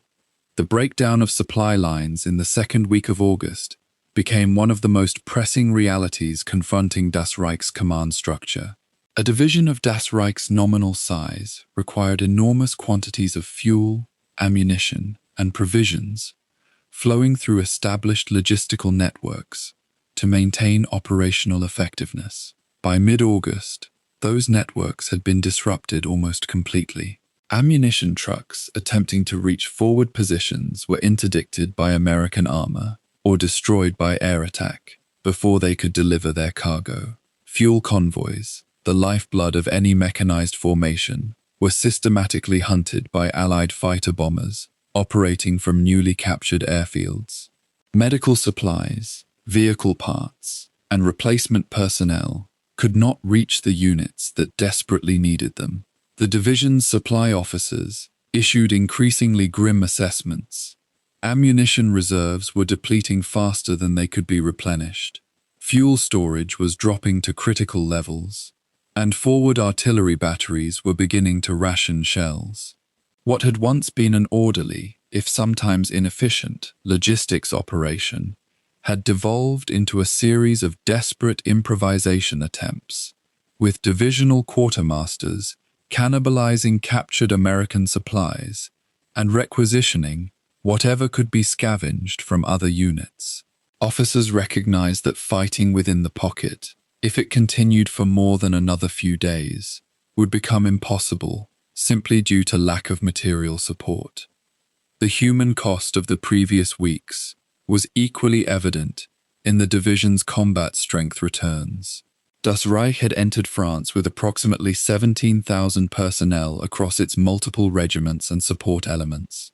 By mid-August, that figure had been reduced by nearly half through casualties, captured men, and scattered stragglers separated from their units during the chaotic retreat.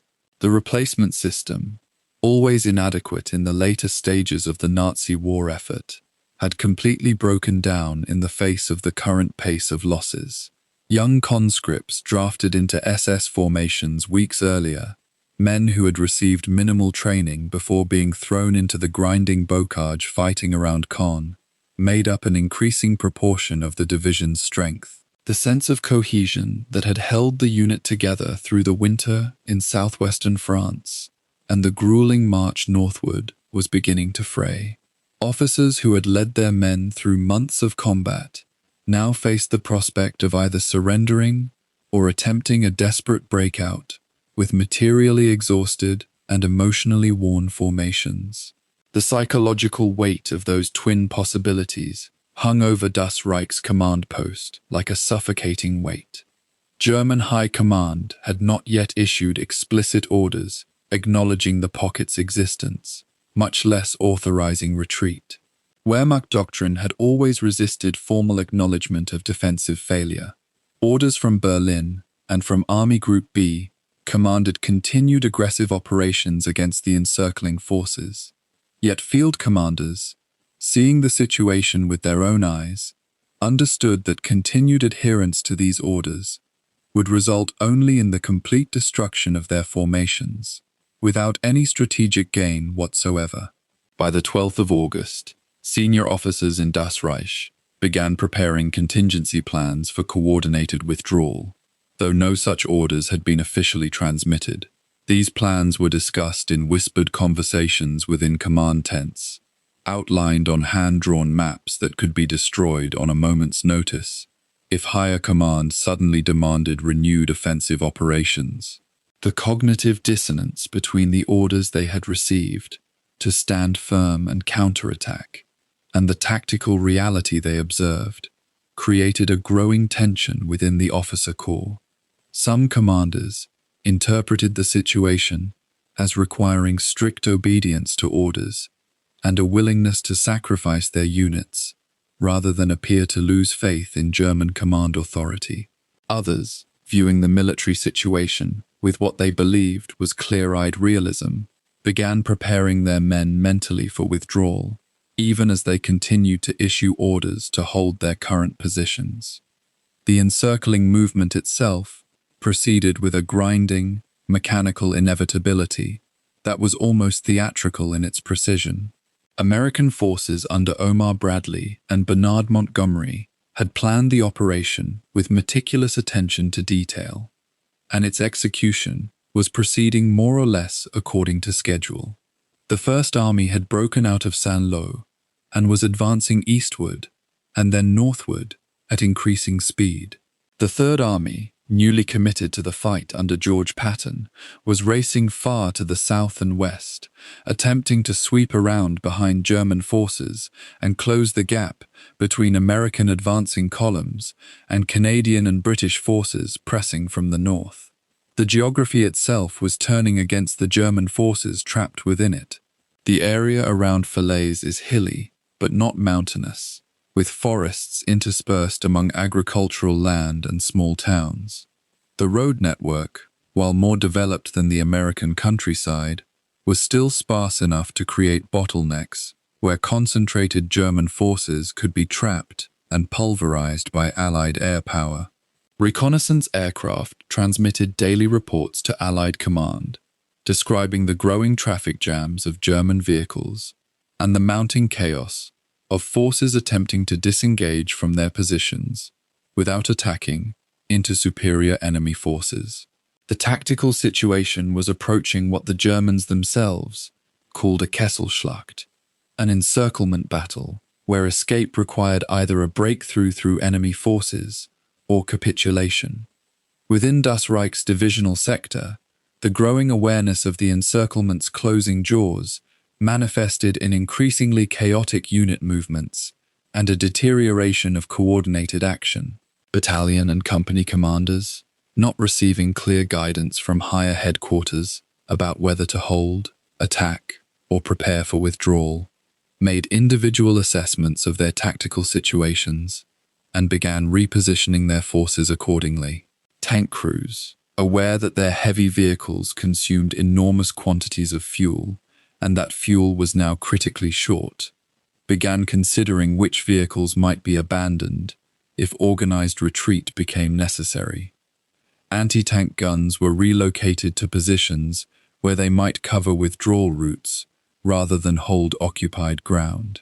Supply personnel began destroying or burying ammunition caches rather than allowing them to fall into Allied hands, a practice that further reduced combat capability but acknowledged the probable reality of evacuation. Medical personnel, knowing that they likely could not move all of the wounded, began making impossible decisions about which casualties might be treated and carried along, and which would have to be left behind, a choice that weighed on the conscience of every officer aware of it. The psychological shift from a garrison force that had seemed almost comfortable in southwestern France, through a confident deployment to Normandy, to a trapped formation facing potential annihilation, had occurred across only 6 weeks.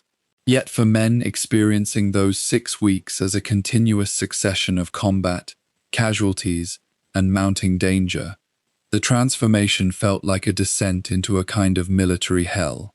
German attempts to organize coordinated resistance to the encircling movement were faltering by mid-August.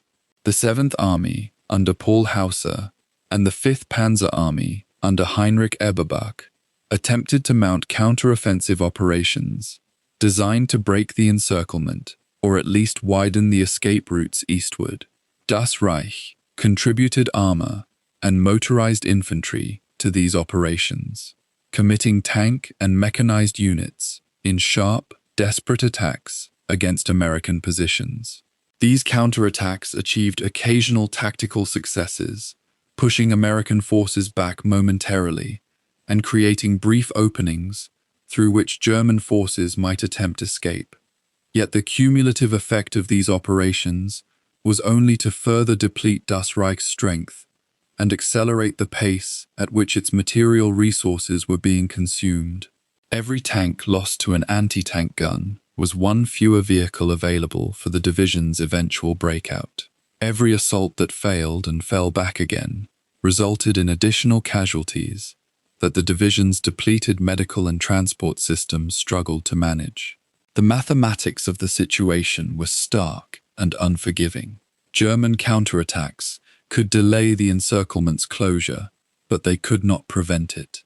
The only realistic outcome of continued offensive operations was the more rapid destruction of German fighting strength, bringing the moment of catastrophic defeat closer rather than postponing it. The realization among Das Reich's surviving officers and senior non-commissioned officers that the division's fate had been sealed was not sudden, but rather a gradual clarification of a reality that had been shadowing the formation for weeks. The journey from southwestern France northward, initially conceived as a rapid motor march to reinforce threatened defensive positions, had instead become a grinding week of combat against an enemy that controlled the skies and the strategic initiatives. The hope that had sustained the division through that march, that once it reached Normandy, it would find a stable front to defend and a clear strategic situation, had been overtaken by the actual military reality of continuous defeat and attrition. Now, by the middle of August, that reality had metastasized into something far worse. Not merely defeat, but encirclement and the probability of destruction if escape was not achieved quickly. The officers who gathered in divisional command posts in the second week of August were acutely aware that they were witnessing the dissolution of a formation that had seemed, only months earlier, to be among the Wehrmacht's most formidable mechanized divisions. The Das Reich they had known, with its complete Panzer regiment, its motorized grenadier formations, its artillery batteries, and its supporting units, was being systematically dismantled by the combined pressure of Allied military superiority and the enclosing trap of the Falaise pocket. The final days of the second week of August represented the last moment in which organized retreat from the pocket remained possible. If the divisional formations could be disengaged from their current positions, consolidated into mobile battle groups, and directed eastward in a coordinated movement toward the narrowing gap through which escape remained possible, significant forces might break out before the encirclement was completely sealed. After that moment passed, and every officer understood that it was passing hour by hour, as American and Canadian advances tightened the noose, the nature of the situation would change fundamentally. Breakout would become increasingly desperate and increasingly unlikely to succeed. The alternative, which few were willing to speak of directly but all understood, was surrender or destruction in place. For a formation of the SS Panzer Corps, surrender carried implications that transcended military considerations and entered the realm of ideology and personal survival. The men of Das Reich, indoctrinated in National Socialist ideology and aware of the charges that might be leveled against them by Allied forces, understood that capture carried risks beyond those facing ordinary Wehrmacht soldiers. This knowledge, more than any other factor, was driving the desperate determination to escape that was beginning to crystallize throughout the division's remaining strength. The Falaise pocket was not merely a military trap, it was a closing mechanism that was about to transform Das Reich from a fighting formation with strategic options into a collection of fragments fighting purely for survival. By the 16th of August, as American and Canadian forces drew closer to closing the remaining gap eastward, the situation had reached a critical threshold. The High Command was being forced to confront the reality that the encirclement could no longer be escaped through organized, divisional-scale maneuver. Instead, what was being prepared was a series of desperate, unit-level breakout attempts that would fragment Das Reich into smaller groups, each attempting to fight its way through or around encircling forces.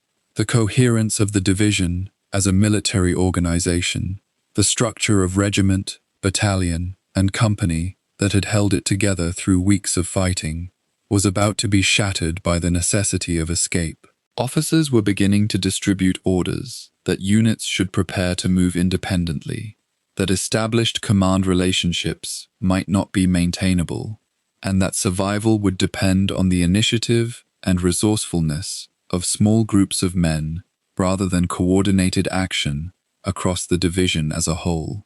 The sense that a threshold was being crossed was almost palpable in those final days before the encirclement sealed completely. Das Reich had entered France as an organized panzer division with established command structure, clear strategic purpose, and the material means to execute complex military operations. Within 2 months, it was about to be transformed into scattered fragments, desperate only to escape destruction. The Falaise pocket was closing, and the division's fate was about to change irrevocably. By mid-August, the reality of encirclement had crystallized into something beyond theoretical anxiety. The Falaise pocket was no longer a possibility that German high command debated. It was a closing vice, and Das Reich sat among dozens of other divisions caught within it. Supply lines had fractured. Ammunition depots were either captured or destroyed. The roads that might have carried retreat had become clogged arteries, choked with the debris of a disintegrating army. Every hour that passed meant the gap between German forces and the encircling Allies narrowed further. Officers knew with absolute clarity that remaining in place meant surrender or annihilation. Movement became not just tactical doctrine, but the only strategy that remained. What followed was not an organized withdrawal, but a cascading fragmentation. A division that had entered France as a coherent fighting force, now breaking apart under pressure that exceeded even the horrors of the Eastern Front. The first breakout attempts came with a kind of desperation born from mathematical reality. Das Reich's remaining tanks and assault guns were concentrated for strikes against the encircling perimeter, most particularly against Canadian forces to the north. These operations were mounted not with the intention of victory, but with the grim purpose of forcing open a corridor, any corridor, through which vehicles and personnel might escape. The division's armor, depleted as it was, still represented tremendous striking power when massed. German commanders coordinated attacks along several vectors, focusing firepower where Allied strength seemed thinnest. These assaults achieved tactical surprise in places, and German armor did break through defensive positions on several occasions.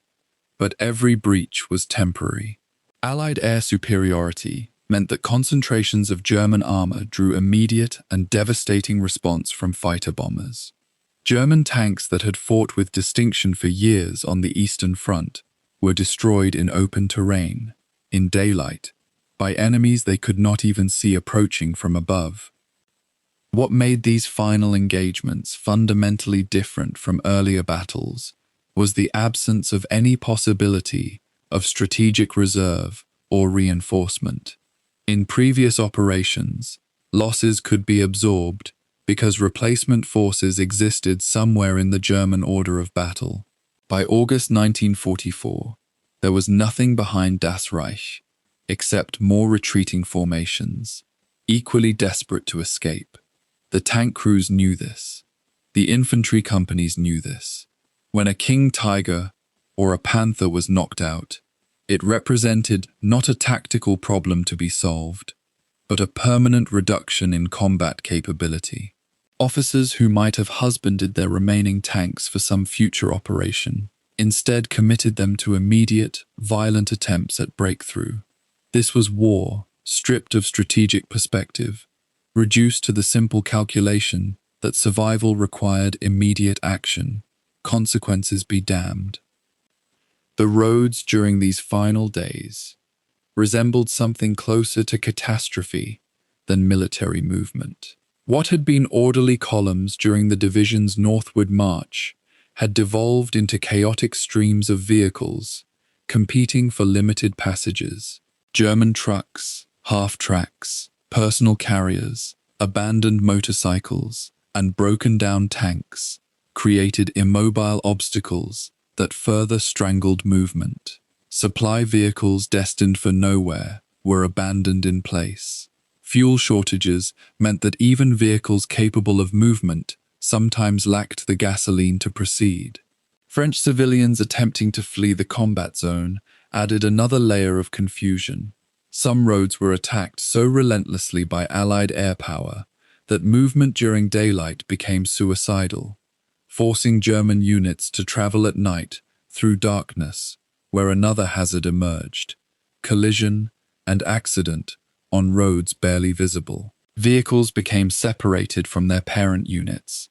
Companies lost track of where neighboring platoons had gone. The chain of command fractured not just administratively but physically, as communication vehicles were destroyed and radio operators became casualties. The decision to fragment Das Reich into smaller combat groups emerged not from any formal order, but from the simple reality of circumstance. As roads became impassable and concentrated movement drew constant attack, unit commanders made field decisions to split their forces. A company would peel away from its parent battalion and move along a secondary road. A platoon of tanks would operate independently, because maintaining contact with higher command had become impossible. These fragments were not random chaos, but desperate applications of tactical flexibility. Smaller groups moved faster and drew less attention than company-sized or battalion-sized formations. A half-track carrying 20 personnel could navigate terrain that a full convoy could not. These broken units coordinated where they could, shared information about enemy positions and conditions, and occasionally rejoined in temporary tactical groupings before splitting again. But the effect was unmistakable. Das Reich was ceasing to function as a division and becoming instead a collection of battle groups, platoon-sized elements, and individual vehicles, all moving generally eastward, but no longer under unified command. The tank engagements that punctuated this retreat were fierce but brief. When German armor encountered Allied armor during these breakout attempts, the fighting was immediate and violent. German crews attempted to use superior gunnery and leadership to achieve local tactical victories, sometimes succeeding despite being outnumbered. But these successes were Pyrrhic, purchased at the cost of tanks that could not be replaced and crews that could not be recovered. Damaged German tanks that might have been recovered and repaired during earlier campaigns were abandoned in place because there was no rear area to recover them to, no maintenance shops operating, no spare parts available. A Panther knocked out by an anti-tank gun would be left burning beside the road as the surviving crews fought on dismounted. The psychology of this shift was profound. Tank crews who had trained for years, who had survived multiple campaigns, who had bonded with their vehicles through shared danger, now saw those vehicles lost one by one, with no hope of replacement or recovery. The attachment to equipment transformed into something harder, the determination to survive at any cost, even if survival meant abandonment of everything except personal weapons. Infantry units attempting to move through the Falaise pocket encountered conditions that made organized retreat almost impossible. Roads were under constant observation by Allied forces. Any gathering of more than a handful of soldiers attracted artillery fire or machine gun fire from distant positions. The bocage terrain that had protected German defensive positions became a labyrinth that slowed movement to a crawl. German soldiers in small groups picked their way through hedgerows and across fields, using cover and concealment that was never quite adequate.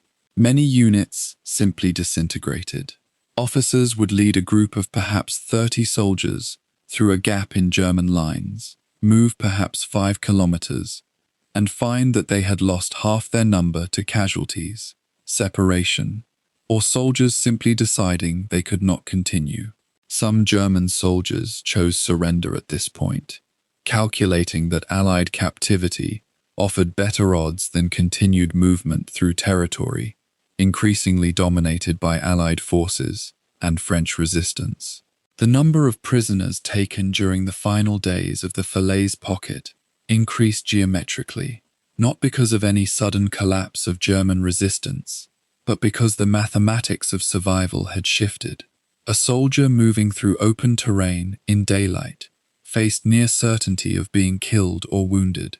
Surrender, while a humiliating and frightening prospect, represented at least a possibility of survival. The Seine River presented the final major obstacle and the final opportunity for catastrophe. As Das Reich remnants pushed eastward, they faced the necessity of crossing a river defended by Allied forces and increasingly difficult to navigate. The bridges had mostly been destroyed by Allied bombing or German engineers attempting to slow Allied pursuit. Crossing had to be accomplished at night, at makeshift locations, often under fire from the opposite bank.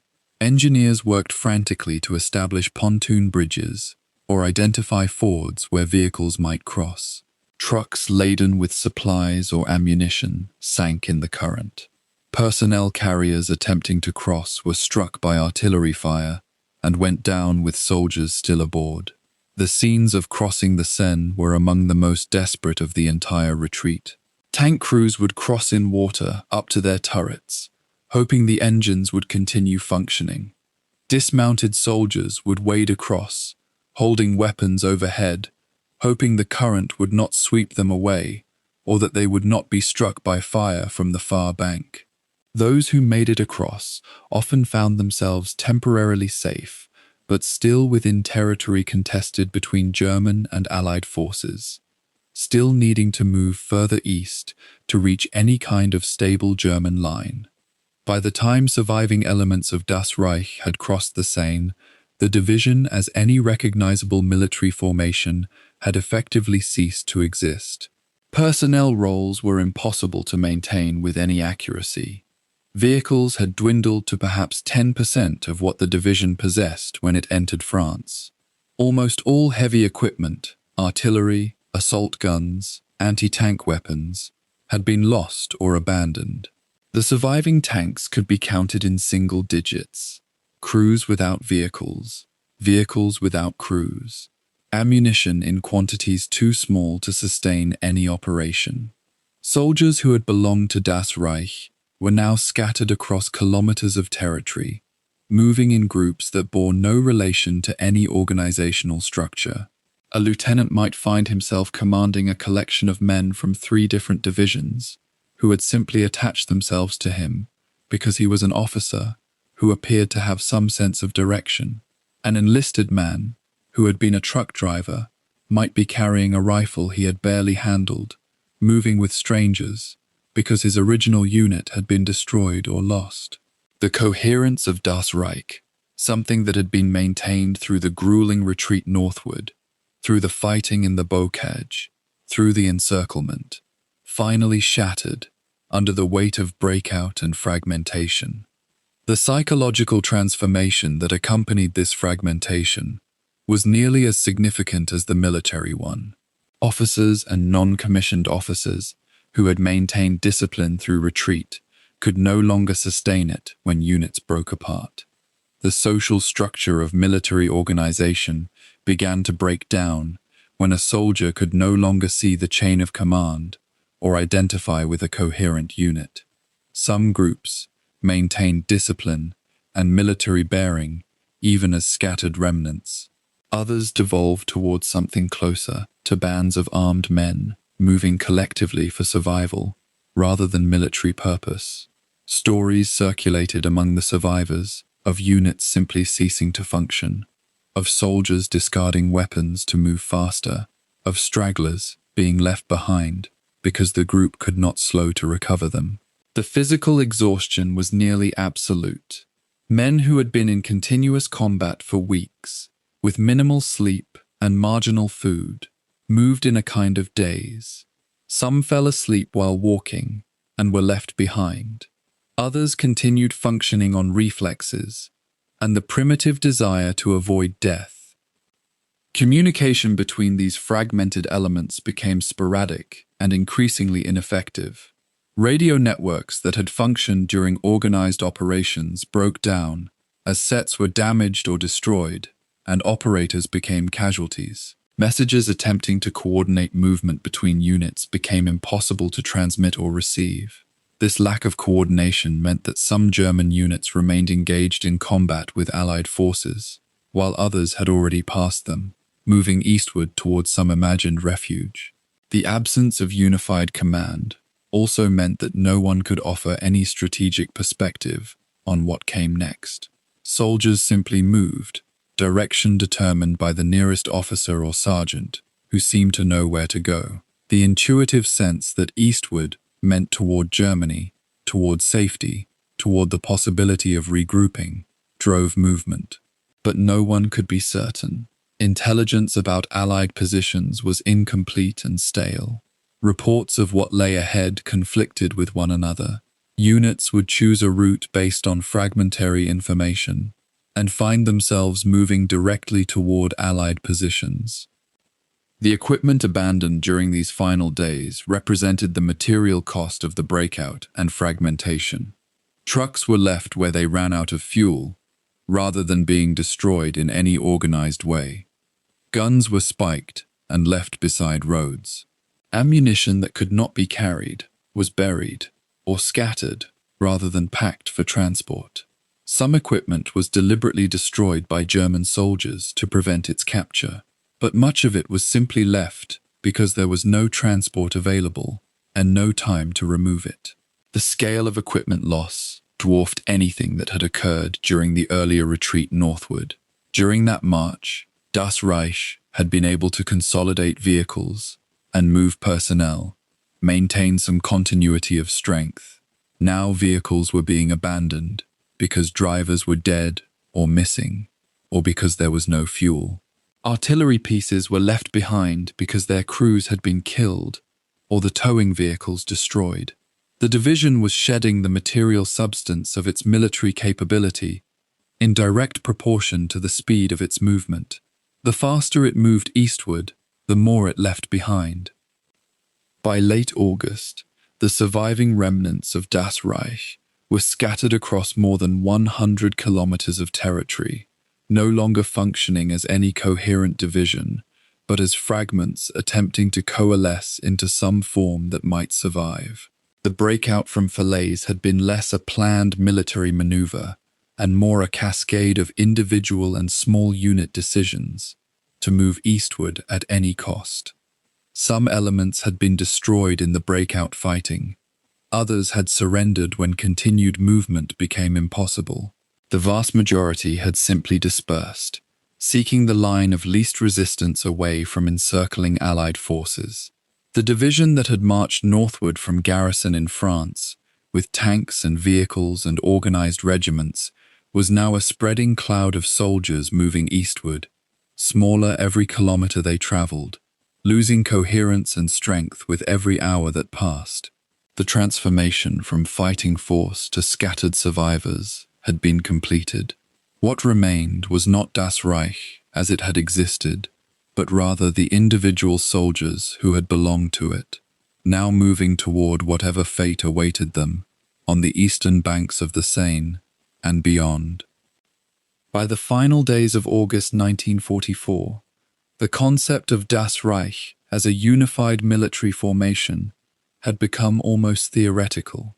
What had departed southwestern France as a fully mechanized Panzer division, complete with multiple tank companies, armored personnel carriers, artillery batteries, and hundreds of support vehicles, now existed as fragments. The encirclement that had formed around Falaise had tightened into a noose so complete that escape itself had become an act of desperation rather than tactical maneuvering. The roads eastward from the pocket were choked with retreating German forces, burned-out vehicles, and the detritus of a broken army. Officers who had commanded regiments now struggled to account for platoons. Supply lines that had once stretched across France had been severed entirely. What remained was chaos organized only by the instinct to survive and the fading authority of command structures that could no longer command anything but the immediate circle around them. The Seine River represented the last meaningful geographic barrier between Das Reich and the possibility of regrouping in central France or eastern positions where German forces might establish new defensive lines. The river itself was formidable, broad, swift-flowing, and defended by Allied artillery and aircraft that commanded the approaches on both banks. But by late August, the greater threat came not from the river itself, but from the forces pressing from behind. American units pursued relentlessly from the west and south. Canadian forces, which had paid in blood for every kilometer of advance through the bocage, swept forward with the momentum of offensive success. The pocket was collapsing, not gradually, but rapidly. with the perimeter shrinking daily, sometimes hourly. German units that had maintained cohesion for weeks suddenly found themselves isolated when neighboring units dissolved or were overrun.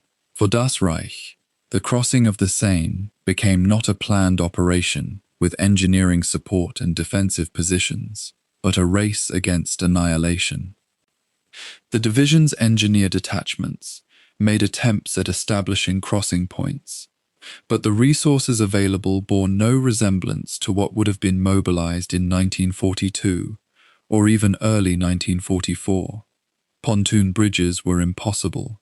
There was no time, no materials, and no capacity to defend such installations. Ford points became the primary method of crossing, with vehicles attempting to enter the water at the least heavily defended locations, navigating the current and hoping to reach the far bank before artillery fire found their positions. Infantry waded across chest deep, holding their weapons overhead. Gasoline drums and empty ammunition boxes lashed together, serving as improvised flotation devices. The vehicles that could still move, the precious few tanks, the truck-mounted guns, the command vehicles, attempted crossings in small groups rather than organized formations. A Panzer tank, its armor scarred and pitted by countless rounds, would inch into the water, engine laboring, hoping its bulk and weight would carry it to the opposite shore. Behind it, a half-track carrying perhaps 24 infantrymen would follow, its engine whining under the strain of the current and the weight of human beings clinging to its sides. Around them, the smaller vehicles, motorcycles, Kübelwagen utility trucks, towed artillery pieces, created a desperate parade of survival. The crossing was not opposed by formal defensive positions, but by the knowledge that every moment spent in or near the river was a moment of exposure to artillery fire and machine gun fire from the far bank and from positions upstream and downstream. The Allies, understanding the strategic importance of the Seine crossing, had concentrated air assets on the approach routes and on the river itself. German units attempting the crossing faced the possibility of air attack, which had become almost routine by this point in the campaign. A flight of Allied fighter bombers could appear with minimal warning and turn a congested crossing point into a charnel house within seconds. The wreckage of vehicles and the bodies of men floated downstream, visible to those waiting for their own turn at the ford. Yet the pressure from behind was so severe, the encirclement so complete, that stopping or waiting meant encirclement and destruction. The choice was not between danger and safety, but between different varieties of danger, and the only rational response was to push forward. For tank crews and heavy vehicle operators, the crossing represented a kind of reckoning.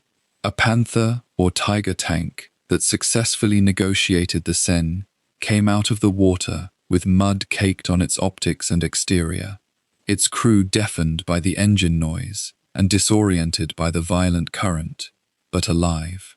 But many did not make it. Some vehicles, their engines weakened by constant combat, stalled mid-river and had to be abandoned, their crews swimming or wading to shore, carrying whatever weapons and supplies they could manage. Others made it across,